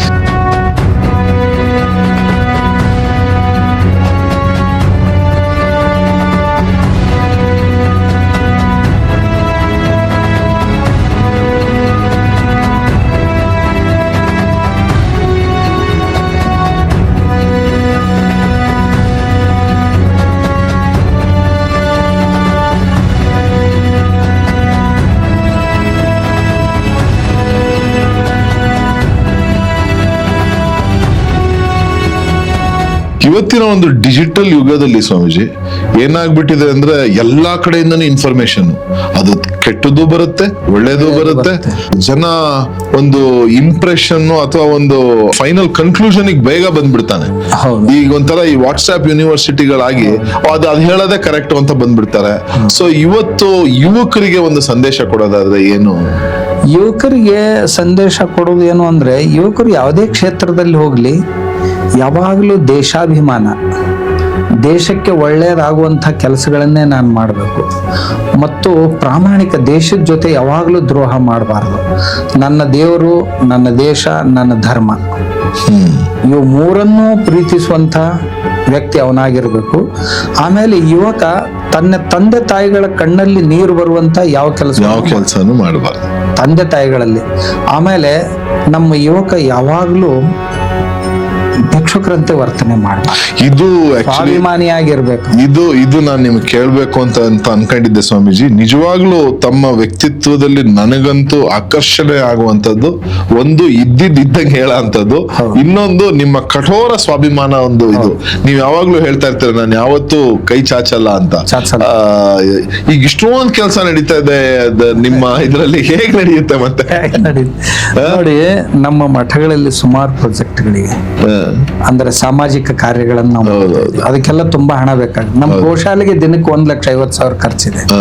ನಮ್ದು ಆನಂದಾಶ್ರಮ ಅಂತ ಅನಾಥ ಮಕ್ಕಳಿಗೆ ಶಾಲೆ ಇದೆ, ಅದಕ್ಕೂ ಲಕ್ಷಗಟ್ಟಲೆ ಬೇಕಾಗುತ್ತೆ ತಿಂಗಳ. ಆಮೇಲೆ ಗುರುಕುಲ ಇದೆ, ಅದಕ್ಕೂ 4-6 ಲಕ್ಷ ತಿಂಗಳ ಖರ್ಚಾಗುತ್ತೆ. ಹಾಸ್ಪಿಟ್ಲ್ ಇದೆ, ಅದಕ್ಕೆ ಬಡವರಿಗೆ ಖರ್ಚು ಮಾಡ್ಬೇಕಾಗುತ್ತೆ. ಆಮೇಲೆ ಇನ್ನು ಅಲ್ಲಿಂದ ಒಂದು 200 ಹಳ್ಳಿಗಳಲ್ಲಿ ಪ್ರಾಥಮಿಕ ಶಾಲೆಗಳು, ಸರ್ಕಾರಿ ಶಾಲೆಗಳನ್ನು ದತ್ತಕ್ಕೆ ತಗೊಂಡಿವಿ. ಅಲ್ಲಿ ಪ್ರತಿಯೊಂದು ಶಾಲೆಗಳನ್ನು ದತ್ತಕ್ಕೆ ತಗೊಂಡಿವಿ. ಆಮೇಲೆ ಅಲ್ಲಿ ನಮ್ಮ ಒಬ್ಬ ಶಿಕ್ಷಕರು ಕೆಲಸ ಮಾಡ್ತಾ ಇದ್ದಾರೆ ಮಠದ ವತಿಯಿಂದ. ಒಬ್ಬ ಶಿಕ್ಷಕರನ್ನ ನೇಮಿಸಿದೀವಿ. ಅವರು 2ನೇ ಎತ್ತೆಯಿಂದ 7ನೇ ಎತ್ತೆವರೆಗೆ ಓದ್ಲಿಕ್ಕೆ ಬರೀಲಿಕ್ಕೆ ಬಾರದಂತ ಮಕ್ಕಳನ್ನ ಒಂದ್ ಕಡೆ ಸೇರಿಸಿ, ಸುಮಾರು ಒಂದು 20-25% ಮಕ್ಕಳು ಇರ್ತಾರೆ. ಅವ್ರನ್ನ ಸೇರಿಸಿ ಅವ್ರನ್ನ ಚೆನ್ನಾಗಿ ಕಲಿಸಿ ಆ ಉಳಿದ ಮಕ್ಕಳ ಜೊತೆ ಸೇರಿಸೋದು. ಆಮೇಲೆ ಸಂಸ್ಕಾರವನ್ನು, ಒಳ್ಳೆ ಸಂಸ್ಕಾರವನ್ನ ನೀಡುವಂತ ಕೆಲಸ. 200 ಅಂದ್ರೆ ಕಮ್ಮಿ ಆಯ್ತಾ ಸ್ವಾಮೀಜಿ? ಒಂದೊಂದು ಶಾಲೆಯಲ್ಲಿ ಒಂದು ಮಿನಿಮಮ್ 200-300 ಜನ ಇರಲ್ಲ ಸ್ವಾಮೀಜಿ? ಇರ್ತಾವು, 300 ಮಕ್ಕಳು ಇರ್ತಾವ, 100-200 ಮಕ್ಕಳು ಇರ್ತಾವ. ನಮ್ಮಲ್ಲಿ ಸಮೀಪದಲ್ಲಿ ಹಳ್ಳಿಗಳಿರ್ತಾವ. 100-200 ಮಕ್ಕಳಿದ್ದು ಅಂದ್ರೆ ಸುಮಾರು ಒಂದು ಶಾಲೆಯಲ್ಲಿ 25-35 ಮಕ್ಕಳು ನಮಗ್ ಸಿಗ್ತಾವ. ಇಂಥ ಮಕ್ಕಳು ಅವ್ರ ಮೇಲೆ ನಮ್ ಟೀಚರ್ ಕೆಲಸ ಮಾಡ್ತಾರೆ, ಮಾಡಿ ಉಳಿದ ಮಕ್ಕಳ ಜೊತೆ ಸೇರಿಸ್ತಾರೆ. ಆ ಮಕ್ಕಳಿಗೆ ಒಳ್ಳೆ ಸಂಸ್ಕಾರ ಕೊಡ್ತಾರೆ. ಆ ಮಕ್ಕಳ ನಿಮಿತ್ತವಾಗಿ ಉಳಿದ ಮಕ್ಕಳಿಗೂ ಒಳ್ಳೆ ಸಂಸ್ಕಾರ. ಆಮೇಲೆ ಆ ಸ್ಕೂಲ್ನಲ್ಲಿ ಟೀಚರು ನಿಯಮಿತವಾಗಿ ಪಾಠ ಮಾಡೋದಕ್ಕೆ ತಯಾರಾಗ್ತಾರೆ. ಇರದೇ ಇದ್ರು ಕೂತ್ಕೊಂಡು ಹರಟೆ ಹೊಡಿತಾ ಇದ್ರು ಮೊದಲು. ನಮ್ಮ ಶಿಕ್ಷಕರಲ್ಲಿ ಹೋದ ನಂತರ ಇವ್ರು ಏನಾದ್ರು ನಮ್ಮ ತಕರಾರು ಸ್ವಾಮೀಜಿ ಹತ್ರ ಹೇಳಿದ್ರು, ಸ್ವಾಮೀಜಿ ಸಿಇಒಗೆ ಹೇಳ್ಬೋದು, ಶಿಕ್ಷಣಾಧಿಕಾರಿಗೆ ತಕರಾರು ಮಾಡ್ಬೋದು, ಅದ್ ನಮ್ ನೌಕರಿ ಹೋಗ್ಬೋದು ಅಂತ ಅವರು ಸರಿಯಾಗಿ. ಆಮೇಲೆ ಅವರು ಮಧ್ಯದಲ್ಲಿ ತಾವೇ ಎಲ್ಲೋ ಹೋಗ್ತಿದ್ರು ಬರ್ತಿದ್ರು, ಸೈಡ್ ಬಿಸ್ನೆಸ್ ಮಾಡ್ತಿದ್ರು. ನಮ್ಮ ಶಿಕ್ಷಕರು ಕೆಲವು ಜನ, ತುಂಬಾ ಜನ ಸೈಡ್ ಬಿಸ್ನೆಸ್ ಮಾಡ್ತಾರೆ.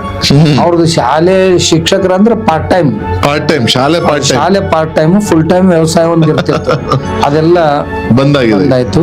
ಇದರಿಂದಾಗಿ ನಾವು ಕೋವಿಡ್ಗಿಂತ ಮುಂಚೆ 3,200 ಸ್ಕೂಲ್ಗಳನ್ನು 3,200 ಹಳ್ಳಿಗಳಲ್ಲಿ ಸ್ಕೂಲ್ಗಳನ್ನು ಮಾಡ್ತಿದ್ದೀವಿ. ಕೋವಿಡ್ ನಂತರ ಸ್ವಲ್ಪ ಡೊನೇಷನ್ ಕೊಡುವಂಥವ್ರು ಕಡಿಮೆ. ಈಗ ಒಬ್ಬೊಬ್ಬ ಶಿಕ್ಷಕರು ತನ್ನ ಸಂಬಳವನ್ನು ಒಬ್ಬೊಬ್ಬರು ಕೊಡ್ತಾರೆ, 12 ತಿಂಗಳ ಸಂಬಳವನ್ನು. ನಾವು ಒಂದು 6,500 ರೂಪಾಯಿ ಅವ್ರಿಗೆ ಸಂಬಳ ಕೊಡ್ತೀವಿ. ಸೊ ಇದಕ್ಕೆಲ್ಲ ಆಮೇಲೆ ಅದಕ್ಕೆಲ್ಲ ಬೇಕಾಗುವ ಸಲುವಾಗಿ ನಾವು ಆದಾಯದ ಮೂಲಗಳನ್ನ ತಯಾರು ಮಾಡಿದೀವಿ.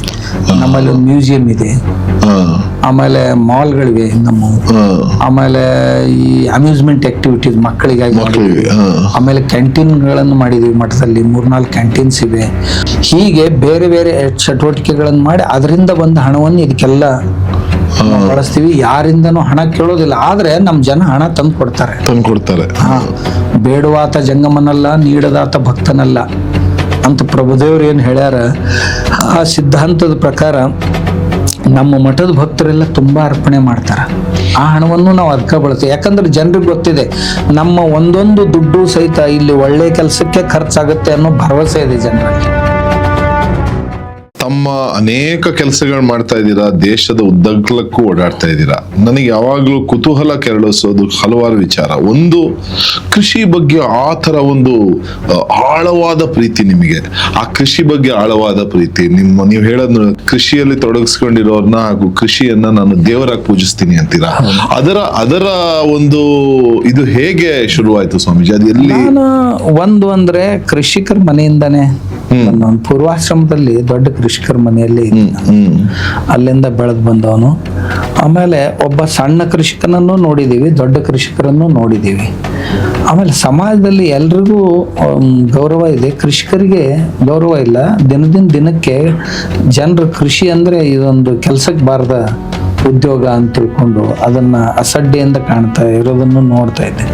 ಆಮೇಲೆ ನಮ್ಮ ರೈತರು ಕೆಲವೊಂದು ಪ್ರಾಕ್ಟೀಸ್ಗಳನ್ನು ಮಾಡುವಾಗ ಅದರ ಪರಿಣಾಮಗಳು ಏನಾಗ್ತಾವು ಅನ್ನೋದನ್ನು ನೋಡ್ಲಾರ್ದೆ ಪ್ರಾಕ್ಟೀಸ್ ಮಾಡೋದನ್ನು ನಾವು ನೋಡಿದ್ದೀವಿ. ಹಾಗಾಗಿ ನಾವು ಹಳೆಯ ಕೃಷಿಯನ್ನು ನೋಡಿದ್ದೀವಿ. 60ರ ದಶಕದಲ್ಲಿ, ಅಂದ್ರೆ 70ರ ದಶಕದ 60ರಿಂದ 70ರ ದಶಕದಲ್ಲಿ ಚಿಕ್ಕವರಿದ್ದಾಗ ಕೃಷಿ ಮಾಡೋದನ್ನು ನೋಡಿದೀವಿ. 80ರವರೆಗೂ ನೋಡಿದೀವಿ. ಈ ಸಾವಯವ ಕೃಷಿ ಅವಾಗಿತ್ತು. ಆಮೇಲೆ ಮುಂದೆ ಬರ್ಬರ್ತಾ ಕೃಷಿ ಹೇಗೆ ಹದಗೆಡ್ತು ಅದನ್ನು ನೋಡಿದೀವಿ. ಅದರಲ್ಲೂ 90ರ ನಂತರ ಈ ಪಶುಗಳೇ ಕೃಷಿಕನ ಮನೆಯಿಂದ ಮಾಯವಾಗಿಬಿಟ್ಟು, ಆಮೇಲೆ ಎಲ್ಲರೂ ಪ್ಯಾಂಟು ಶರ್ಟು ಹಾಕೊಂಡು ತಿರುಗಾಡ್ಲಿಕ್ಕೆ ಹತ್ತಿದ್ರು. ಮನೆಯಲ್ಲಿ ಯಾರು ಕೆಲಸ ಮಾಡ್ಲಿಕ್ಕೆ ತಯಾರಿಲ್ಲ. ಮೊದಲು ಏನು ಕೃಷಿ ಸಂಸ್ಕೃತಿ ಇತ್ತು, ಎದ್ದು ಕೂಡಲೇ ಈ ಕಸ ಗುಡಿಸೋದು, ಸಗಣಿ ತೆಗೆಯೋದು, ದನಗಳಿಗೆಲ್ಲ ಮೇವು ಹಾಕೋದು, ಆಮೇಲೆ ಅವ್ರನ್ನೆಲ್ಲ ಕಳಿಸ್ಕೊಡೋದು, ಆ ನಂತರ ನಾವು ಮನೆಗೆ ನೀರು ತರೋದು ಬಾವಿಯಿಂದ, ಇಂಥವೆಲ್ಲ ಸಂಸ್ಕೃತಿ. ಆಮ್ಯಾಗ ಕುಟ್ಟೋದು, ಬೀಸೋದು ಇವೆಲ್ಲ ನಡೀತಾ ಇದ್ದು ಮನೆಯಲ್ಲಿ. ಇವು ನೋಡ್ತಿದ್ವಿ ಸಮೀಪದಿಂದ. ಬರ್ಬರ್ತಾ ಒಂದೊಂದೇ ಸರ್ಕಾರಿ ಸೌಕರ್ಯಗಳು ಬಂದಂಗ ಜನ ಆಲಸ್ಯಗಳಾಗ್ಲಿಕ್ಕೆ ಹತ್ತಿದ್ರು. ಆಮೇಲೆ ತಿಪ್ಪೆಗಳು ಮಾಯ ಆಗಿಬಿಟ್ಟು ಬರ್ಬರ್ತಾ ತಿಪ್ಪೆ ನೋಡಿ ಆ ಮನೆಗೆ ಹೆಣ್ಣು ಕೊಡುವಂತ ಒಂದು ಹೌದೌದು. ನನಗೂ ನೆನಪಿದೆ. ಹಾಲ್ ಕರಿಯಕ್ ಬರುತ್ತಾ ಅಂತ ಕೇಳೋರು. ಅದು ಹೆಣ್ಣು ಆಮೇಲೆ ಹೆಣ್ಣು ಕೊಟ್ಟಿಗೆಯಲ್ಲಿ ಎಷ್ಟು ದನಗಳಿವೆ, ಹೌದೌದು, ದನಗಳು ಎಷ್ಟಿದಾವೆ ಅಂತ ನೋಡಿ ಕೊಡ್ತಿದ್ರು, ಹೆಣ್ಣು ಕೊಡೋರು. ಆಮೇಲೆ ಜಗುಲಿ ನೋಡ್ತಿದ್ರು. ಮನೆ ದೇವರ ಪೂಜೆ ಹೇಗ್ ನಡೆಯುತ್ತೆ, ಏನ್ ವ್ಯವಸ್ಥೆ ಇದೆ, ಇವೆರಡನ್ನ ನೋಡಿ ಹೆಣ್ಣು ಕೊಡ್ತಿದ್ರು, ಹೆಣ್ಣು ತಗೊಳ್ತಿದ್ರು. ಇಂಥ ಕಾಲ ಇತ್ತು. ಆದ್ರೆ ಸಂಸ್ಕಾರ ಇದ್ದು ನಮ್ಮ ಮಠದ ಭೂಮಿನೂ ಸಾಕಷ್ಟು ಇದೆ. ಆದ್ರಿಂದ ಮಠದಲ್ಲಿ ನಾ ಅದನ್ನ ಮಾಡ್ಲಿಕ್ಕೆ ಆರಂಭ. ಆಮೇಲೆ ಈ ಮಠದ ಭೂಮಿ 106 ಎಕರೆ ಹಾಗೆ ಬಿದ್ದುಕೊಂಡಿತ್ತು. ಸುಮ್ನೆ ಅಂದ್ರೆ ದೊಡ್ಡ ಗುಂಡುಗಲ್ಗಳು, ಹಾಸುಗಲ್ಗಳು, ಮಧ್ಯದಲ್ಲಿ ಏನೋ ಕಸ ಹೇಳ್ತಿತ್ತು, ಏನೋ ಮೇವು ಹೇಳ್ತಿತ್ತು, ಅದನ್ನೇ ದನಗಳ ಮೇಯ್ಲಿಕ್ಕೆ ಅದು ಅಂತ ಇಟ್ಟಿದ್ರು. ಆ ನಂತರ ನಾವು ಅದನ್ನ ಪ್ರಯತ್ನ ಮಾಡಿ ಅವನ್ನೆಲ್ಲ ತೆಗೆದು ಆ 106 ಎಕರೆ ಭೂಮಿಯನ್ನ ಸಾಗುವಳಿಯಲ್ಲಿ ತಂದು ಅದನ್ನ ತೋಟ ಮಾಡಿದೀವಿ. ಬೇರೆ ಬೇರೆ ಪ್ರಯೋಗ ಮಾಡಿದೀವಿ, ಸಾವಯವದ ಪ್ರಯೋಗಗಳನ್ನ ಮಾಡಿದೀವಿ.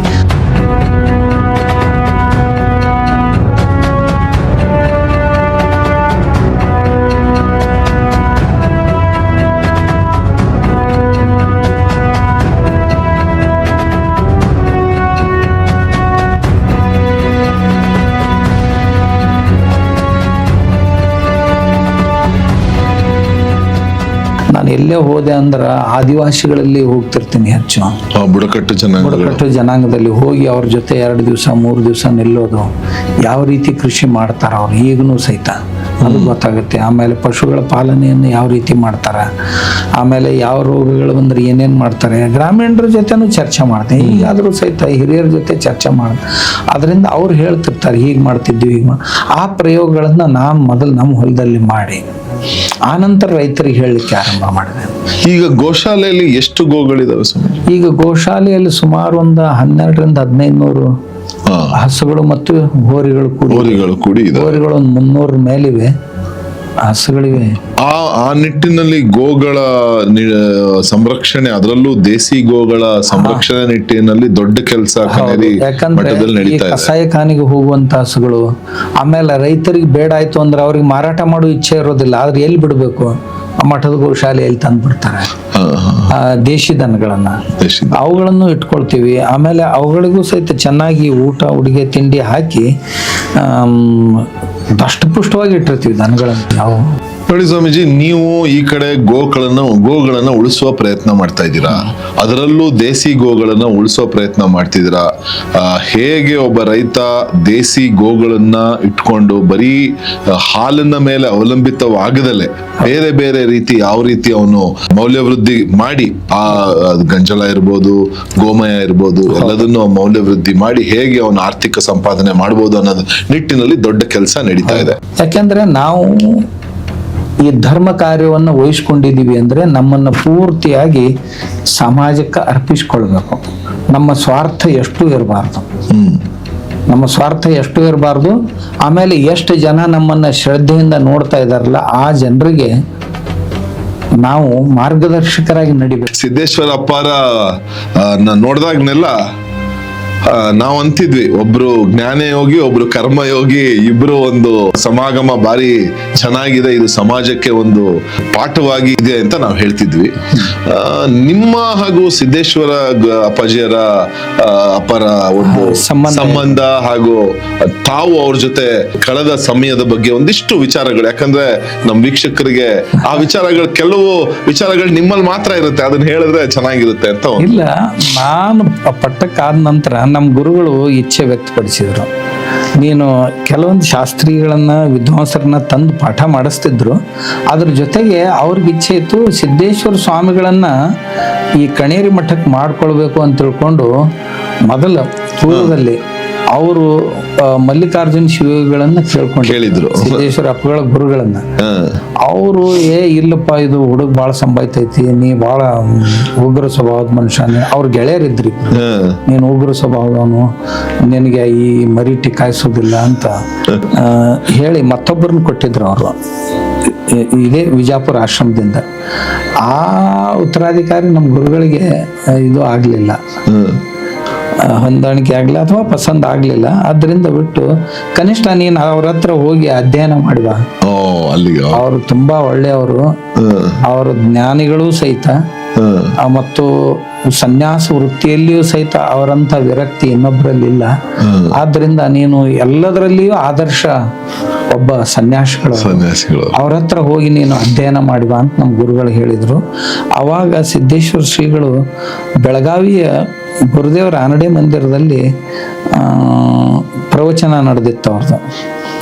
ಅವಾಗ ಹೋಗಿ ಭೇಟಿ ಆದೆ. ಅದ್ ಕೂಡಲೇ ನೋಡಪ್ಪ, ಇಲ್ಲಿ ಇರ್ಲಿಕ್ಕೆ ಮತ್ತು ಉಳಿದ ವ್ಯವಸ್ಥೆಗಳು ಕಡಿಮೆ ಅದಾವು, ಇಲ್ಲಿಂದ ಇನ್ನೊಂದು 15 ದಿವ್ಸಕ್ಕೆ ಇಲ್ಲಿ ಮುಗಿತದ, ಮುಗಿದ ನಂತರ ಜೂಗಳಂತ ಊರೈತಿ ಈ ಬೆಳಗಾವಿ ಜಿಲ್ಲೆ ಅಥಣಿ ತಾಲೂಕಿನಲ್ಲಿ ಕೃಷ್ಣಾ ನದಿ ತೀರದಲ್ಲಿ. ಅಲ್ಲಿ ನಾನೊಂದು 2-3 ತಿಂಗಳು ಇರ್ತೀನಿ, ನೀವು ಅಲ್ಲಿ ಬಂದ್ಬಿಡಿ ಅಂತ ಹೇಳಿದ್ರು. ನಾನು ಅಲ್ಲಿ ಹೋದೆ. ಅವಾಗಿನಿಂದ ಪೂಜ್ಯರ ಸಂಪರ್ಕ ಬಂತು. ದಿನ ಯಾವ ವಯಸ್ಸು ಇರ್ಬೋದು? ಅದೇ ಒಂದ್ 20-25 ವರ್ಷ ಅಷ್ಟೇ. 25 ವರ್ಷ ಅಷ್ಟೇ. ಅವಾಗಿನಿಂದ ಹಿಡ್ಕೊಂಡು ಅವ್ರ ಸಾನ್ನಿಧ್ಯದಲ್ಲಿ ಇದ್ದೆ ಅಲ್ಲಿ 1-2 ತಿಂಗಳು. ಆ ನಂತರ ಅವ್ರು ಮುಂದೆ ವಿಜಾಪುರಕ್ಕೆ ಹೋದ್ರು. ಗುರು ಪೂರ್ಣಿಮೆ ಬಂತು ಅಂದ್ರ ಅವ್ರು ವಿಜಾಪುರಕ್ಕೆ ಹೋಗ್ತಿದ್ರು. ಅಲ್ಲಿನೂ 1 ತಿಂಗಳು ಅವ್ರ ಜೊತೆ ಇದ್ದೆ.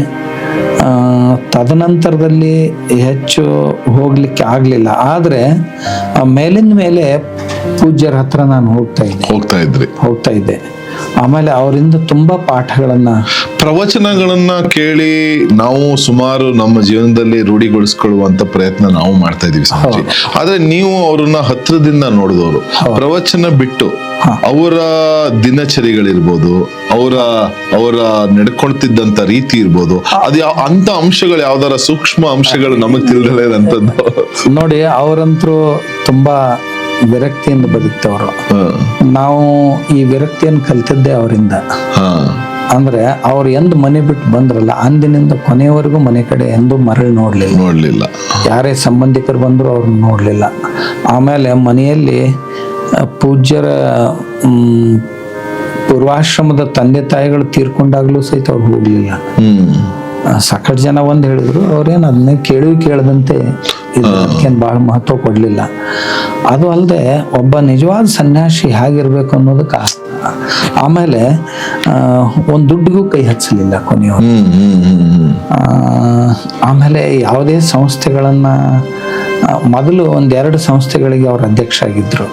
ಒಂದು ಅವರ ಪೂಜ್ಯರ ಗುರುಗಳು ಕಟ್ಟಿದಂತ ಕಾಗವಾಡದಲ್ಲಿ ಒಂದು ಕಾಲೇಜ್ ಇತ್ತು, ಆ ಕಾಲೇಜಿಗೆ ಸೋಲ್ ಟ್ರಸ್ಟಿ ಆಗಿದ್ರು. ಆಮೇಲೆ ವಿಜಯಪುರದ ಆಶ್ರಮದ ಸೋಲ್ ಟ್ರಸ್ಟಿ ಆಗಿದ್ರು. ಅವ್ರಿಗೆ 60 ವರ್ಷ ಯಾವಾಗ ಅದು ಅಲ್ಲ ಅದೇ ದಿವಸ ಅವು ಎರಡನ್ನೂ ಬಿಟ್ಕೊಟ್ರು. ಇನ್ನೇನ್ ಮಾಡೋದು, ಆ ಕಾಲೇಜ್ ಯಾರಿಗಾದ್ರೂ ಕೊಟ್ಟು ಬಿಡೋಣ. ಆ ಕಾಲೇಜ್ನಲ್ಲಿ ಮೇಲಿನ ಮೇಲೆ ಈ ಪ್ರಾಧ್ಯಾಪಕರು ಮತ್ತು ಸಿಬ್ಬಂದಿಯ ಸಮಸ್ಯೆಗಳಾಗ್ತಾ ಇದ್ದವು, ತುಂಬಾ ಸಮಸ್ಯೆಗಳಾಗ್ತಾ ಇದ್ದವು. ಏನ್ ಮಾಡೋದು ಅಂದ್ರೆ ಈ ಕಾಲೇಜನ್ನೇ ಬೇರೆ ಯಾವ್ದಾದ್ರು ಒಂದು ದೊಡ್ಡ ಸಂಸ್ಥೆಗೆ ವಹಿಸ್ಕೊಟ್ಬಿಡೋಣ ಅನ್ನೋ ನಿರ್ಣಯಕ್ಕೆ ಬಂದಿದ್ರು. ಅಷ್ಟರಲ್ಲೇ ನಾನು ಎಲ್ಲೋ ಹೋಗಿದ್ದೆ ಹೊರಗಡೆ. ಹೋಗುವಾಗ ಪೂಜ್ಯರ ದರ್ಶನ ಮಾಡ್ಕೊಂಡು ಹೋಗ್ಬೇಕು ಅಂತ ಹೋದೆ. ಇಲ್ಲ ಇವ್ರನ್ನ ಅದಕ್ಕೆ ಇದನ್ನ ಮಾಡಿಬಿಡೋಣ, ಪ್ರಮುಖರನ್ನಾಗಿ ಮಾಡೋಣ, ಇವರೆಲ್ಲ ಬಗೆಹರಿಸ್ತಾರ ಅವರಲ್ಲಿ ಆ ಸಾಮರ್ಥ್ಯ. ನಾನು ತುಂಬಾ ಚಿಕ್ಕವನಾಗ, ಒಂದ್ 20-25 ವರ್ಷ ವಯಸ್ಸಿತ್ತು ಅವಾಗ. ಆವಾಗ ಪೂಜ್ಯರು ನನಗೆ ಇಲ್ಲ ಇದನ್ನ ಮಾಡ್ಕೊಂಡು ಹೋಗ್ಬೇಕು ನೀವು ಅಂತ ಹೇಳಿದ್ರು. ಯಾವುದೇ ಅಂತ ಅನುಭವ ಇರ್ಲಿಲ್ಲ. ಆದಾಗ್ಯೂ ಸಹಿತ ಅವರ ಆಶೀರ್ವಾದದಿಂದ ಆ ಕಾಲೇಜನ್ನ ನಾವು ನಡೆಸ್ಕೊಂಡು ಬಂದೀವಿ ಚೆನ್ನಾಗಿ. ಎಲ್ಲ ತಂಟೆಗಳು ಏನಿದ್ದು ಅವನ್ನೆಲ್ಲ ಪರಿಹಾರ ಮಾಡಿ ಒಂದು ಒಳ್ಳೆ ಕಾಲೇಜ್ ಅನ್ನುವಂಗ ಅದನ್ನ ಪೂಜ್ಯರು ಮೊದಲು ಯೂನಿವರ್ಸಿಟಿ ಅಂಡರ್ದೊಳಗೆ ಇರುವಂತ ಎಲ್ಲ ಕಾಲೇಜ್ಗಳಲ್ಲಿ ಒಳ್ಳೆ ಕಾಲೇಜ್ ಅಂತ. ಯಾಕಂದ್ರೆ ಪೂಜ್ಯ ಶ್ರೀಗಳು ಅಲ್ಲಿ ಎಷ್ಟೋ ದಿವಸ ಇದ್ದು ಪ್ರಾಧ್ಯಾಪಕರಿಗೂ ಸಹಿತ ಕಲಿಸ್ತಾ ಇದ್ರು. ಯಾವ ರೀತಿ ಇರ್ಬೇಕು, ನೀವು ಯಾವ ರೀತಿ ಕಲಿಸ್ಬೇಕು, ಏನೇನ್ ಮಾಡ್ಬೇಕು ಅಂತ ಅಲ್ಲೇ ಇದ್ದು ಅವ್ರಿಗೆ ಕಲಿಸ್ತಿದ್ರು ಪ್ರಾಧ್ಯಾಪಕರಿಗೆ. ಸ್ವಾಮೀಜಿ, ತಾವು ತಮ್ಮ ಪೂರ್ವಾಶ್ರಮ ನಾನು ಓದಿದ ಹಾಗೆ ತಮ್ಮ ಮಾತುಗಳಲ್ಲಿ ಕೇಳಿದ ಹಾಗೆ ವಿಜಯಪುರದವರು. ಈ ಸನ್ಯಾಸತ್ವದ ಸೆಳೆತ ಯಾವಾಗ ಶುರುವಾಯಿತು ಅಥವಾ ಅದು ಹೇಗೆ ಇದಾಯ್ತು ಅಂತ ಕೆಲವು ವಾಕ್ಯಗಳಲ್ಲಿ ತಮ್ಮ ವೀಕ್ಷಕರಿಗೆ ಹೇಳಬೇಕು ಅಂತ ನನ್ನ ಒಂದು ಪ್ರಾರ್ಥನೆ. ನಾನು ಕಾಲೇಜ್ ಮುಗಿಸಿದೆ, BCom ಮುಗಿಸಿ ಪೋಸ್ಟ್ ಗ್ರ್ಯಾಜುಯೇಷನಲ್ಲಿ diploma in marketing and sales ಮ್ಯಾನೇಜ್ಮೆಂಟ್ನ ಇದು ಪೋಸ್ಟ್ ಗ್ರ್ಯಾಜುಯೇಷನ್ ಡಿಪ್ಲೊಮಾ ಮಾಡಿದೆ. ಮಾಡಿದ ನಂತರ ಆ ವ್ಯವಸಾಯಕ್ಕೆ ಅಥವಾ ಈ ಶಿಕ್ಷಣಕ್ಕೆ ಅನುಕೂಲವಾದಂಥ ಉದ್ಯೋಗ ಎಲ್ಲಿ ಸಿಗೋದು ಅಂದರೆ ಹೆಚ್ಚಾಗಿ ಇಂಡಸ್ಟ್ರಿ ಅಥವಾ ಇದು ಮಹಾರಾಷ್ಟ್ರದಲ್ಲಿದೆ. ಆದ್ದರಿಂದ ಮರಾಠಿ ಭಾಷೆ ಕಲಿತ್ರೆ ಇದನ್ನು ಮಾಡ್ಲಿಕ್ಕೆ ಆಗ್ಬೋದು ಅಂತ ನಮ್ಮವ್ರ ಕೆಲವು ಜನರ ಅಭಿಪ್ರಾಯ ಆಯ್ತು. ಆದ್ದರಿಂದ ಮರಾಠಿ ಭಾಷೆ ಕಲಿಯೋಣ. ಎಲ್ಲಿ ಕಲಿಯೋದು? ನಮ್ಮ ಗುರುಗಳದೇ ಮಠ ಇತ್ತು, ಸ್ಥಾನ ಇತ್ತು, ಅಲ್ಲೇ ಹೋಗಿದ್ರು ಬಂದೇ ಬರುತ್ತೆ ಅಂತ ಅಲ್ಲಿ ಹೋದ್ ನಾನು. ಹೋದ ನಂತರ ನಾನು ಹಾಗೇ ಇದ್ದೆ. ಇದ್ದ ನಂತರ ಕೆಲವು ತಿಂಗಳುಗಳ ನಂತರ ನಮ್ಮ ಗುರುಗಳು ತಮಗೆ ಉತ್ತರಾಧಿಕಾರಿಗಳನ್ನು ಹುಡುಕಾಡ್ತಾ ಇದ್ರು. ತುಂಬಾ ಜನ 7-8 ಜನ ಬಂದು ಹೋಗಿದ್ರು. ಅವ್ರಿಗೆ ಸಂತುಷ್ಟಿ ಆಗಿರ್ಲಿಲ್ಲ ಅವರಿಂದ. ಆಮೇಲೆ ಒಬ್ಬರನ್ನ ನಿಶ್ಚಿತಗೊಳಿಸಿದ್ರು, ಎಲ್ಲ ಮುಗ್ದಿತ್ತು, ಅವ್ರಿಗೆ ಇಂಥ ದಿವಸದಿಂದ ಅಧಿಕಾರ ಬಿಟ್ಕೊಡೋದು ಅಂತೂ ಎಲ್ಲ ಆಗಿತ್ತು. ಆಮೇಲೆ 11th ಅವರ್ಗೆ ಅವರು ನಾನು ಸಿದ್ಧನಿಲ್ಲ, ನನಗೆ ಆಗೋದಿಲ್ಲ ಅನ್ನೋರು. ಯಾರೋ ಅವ್ರ ಕಿವಿಯಲ್ಲಿ ಏನೋ ಹೇಳಿರ್ಬೋದು, ಅದು ಮಹಾರಾಷ್ಟ್ರ, ನೀವು ಕರ್ನಾಟಕದವರು, ಅಲ್ಲಿ ಜನರ ನಿಮ್ದು ಹೊಂದಿಕೆ ಆಗ್ಲಿಕ್ಕಿಲ್ಲ, ಹಾಗೆ ಏನೋ ಹೇಳಿರ್ಬೋದು. ಅವ್ರು ನನಗೆ ಆಗೋದಿಲ್ಲ ಅಂತೇಳಿ ನಮ್ಮ ಗುರುಗಳು ಅವತ್ತು ಆಗೋದಿಲ್ಲ ಅನ್ನೋದನ್ನು ಕೇಳಿದ ತಕ್ಷಣ ತುಂಬ ಯಾಕೋ ನೋವಿನಿಂದ ಕೂಡಿದ್ರು. ರಾತ್ರಿ ಬಂದ್ರು ಅವ್ರು ಇದು ಸುದ್ದಿ ತಗೊಂಡು. ಬೆಳಗ್ಗೆ ನಾನು ಅಲ್ಲೇ ಮಂದಿರದ ಪಕ್ಕದಲ್ಲಿ ಕಸ ಹುಡುಕ್ತಿದ್ವಿ. ಎದ್ದು ಕೂಡಲೇ ಮಂದಿರದಲ್ಲಿ ಕಸ ಹುಡುಗೋದು, ಮಂದಿರ ಮತ್ತು ಆವರಣದಲ್ಲಿ ಕಸ ಹುಡುಗೋದು ನಮ್ಮ ಡ್ಯೂಟಿ. ನಾವು ಹುಡುಕ್ತಿದ್ದೀವಿ. ಅವಾಗ ಗುರುಗಳು ನೋಡಿ, ತಮ್ಮ ನೀನು ಈ ಮಠಕ್ಕೆ ಉತ್ತರಾಧಿಕಾರಿ ಆಗ್ತೀಯೇನೋ ಅಂತ ಕೇಳಿದ್ರು. ಕೇಳಿದ ಕೂಡಲೇ ನಾನು ಹಿಂದೆ ಮುಂದೆ ನೋಡಿದೆ. ತಮ್ಮ ಆಶೀರ್ವಾದ ಇತ್ತು, ತಮ್ಮ ಇಚ್ಛೆ ಇತ್ತು ಅಂತಂದ್ರೆ ಆಗ್ತೀನಿ ಅಂತಂದೆ. ಅಂದ ಕೂಡಲೇ ಅವ್ರು ಆಗ್ಲೇ ನಿಶ್ಚಯ ಮಾಡಿಬಿಟ್ರು, ಇವನ್ನೇ ಮುಂದಿನ ಅವತ್ತೇ ನಿರ್ಣಯ ಮಾಡಿದ್ರು. ಆ ನಂತರದಲ್ಲಿ ಕೆಲವು ಜನ ಶಾಸ್ತ್ರಿಗಳನ್ನ, ಸಂಸ್ಕೃತ ವಿದ್ವಾಂಸರನ್ನ ಕರೆಸಿ ಶಿಕ್ಷಣ ಕೊಡಿಸ್ಲಿಕ್ಕೆ ಆರಂಭ ಮಾಡಿದ್ರು. ಹೀಗೆ ಮಾಡ್ತಾ ಮಾಡ್ತಾ ನಾನು 86ರಲ್ಲಿ ಹೋಗಿದ್ದೆ. 1989ರಲ್ಲಿ ಪಟ್ಟಾಭಿಷೇಕ ಮಾಡಿಬಿಟ್ಟು. ಎಷ್ಟು ವಯಸ್ಸಿತ್ತು ಸ್ವಾಮೀಜಿ? ನಾನು ಹೋದಾಗ ಒಂದು 20-22 ವರ್ಷ ವಯಸ್ಸಿರ್ಬೋದು.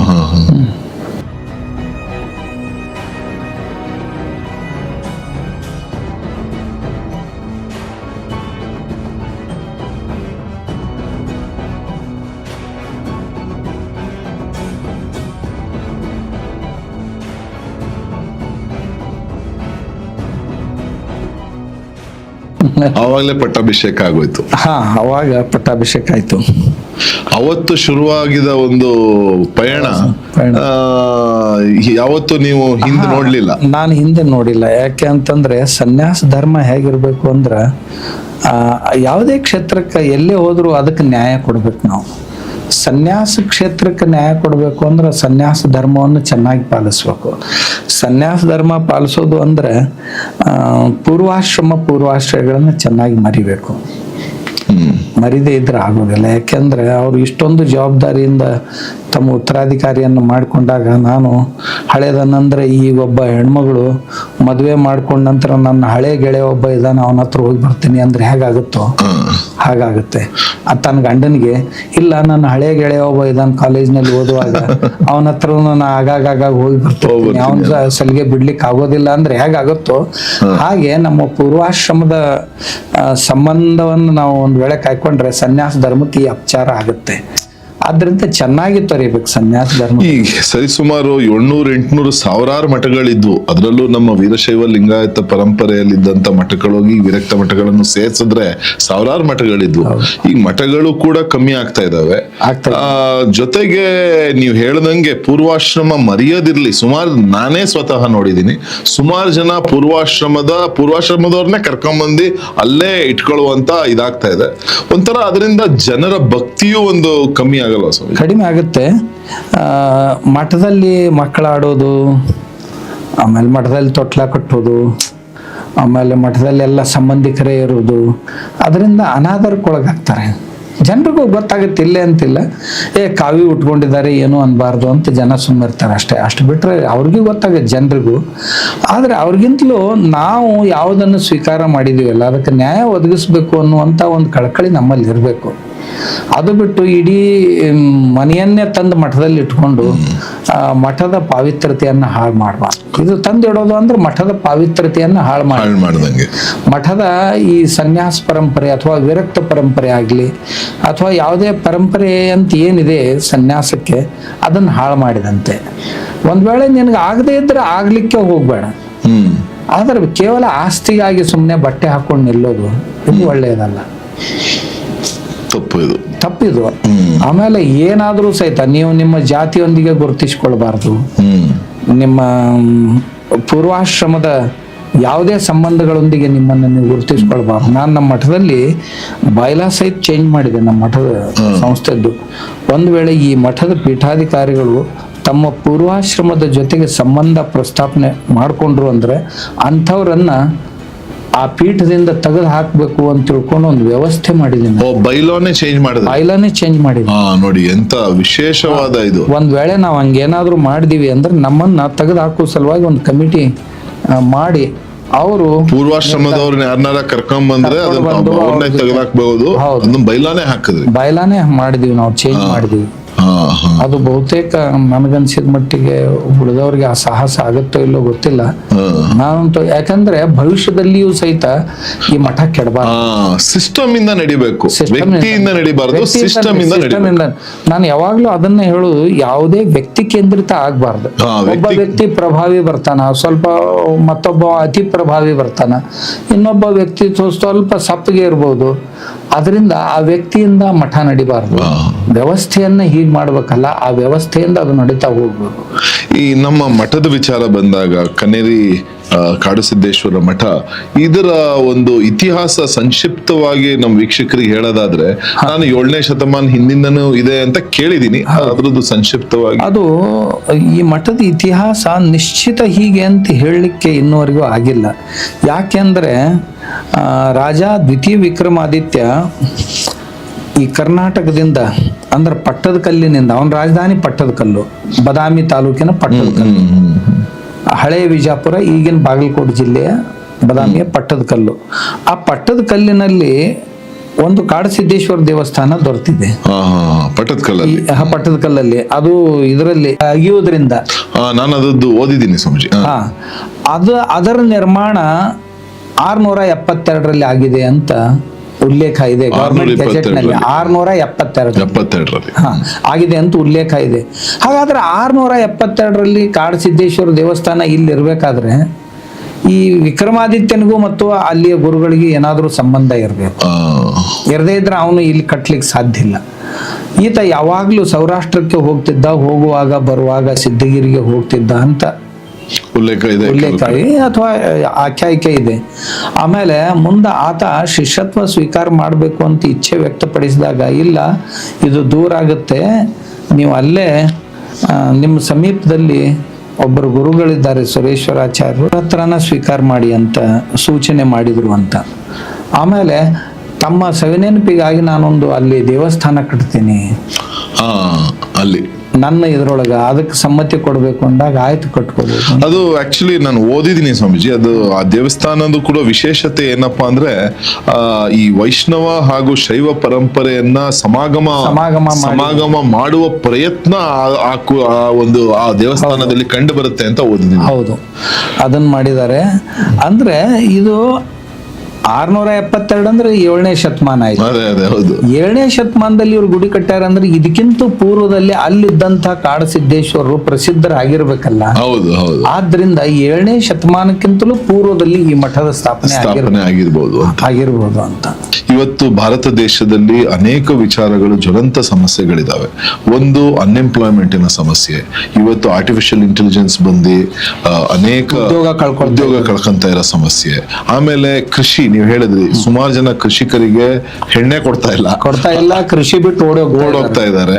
ಆಮೇಲೆ ಇನ್ನೊಂದು ಏನಪ್ಪಾ ಅಂದ್ರೆ ನಮ್ಮ ಇಂಡಿಜಿನಿಯಸ್ ಕ್ರಾಫ್ಟ್ಸ್, ಹ್ಯಾಂಡಿಕ್ರಾಫ್ಟ್ಸ್ ಇರ್ಬೋದು, ನಮ್ಮ ಬುಡಕಟ್ಟು ಜನಾಂಗಗಳ ಒಂದು ಏನು ಅವರ ಜ್ಞಾನ ಕರಕುಶಲತೆ ಇದು ಅವೆಲ್ಲವೂ ನಶಿಸ್ ಹೋಗ್ತಾ ಇದಾವೆ.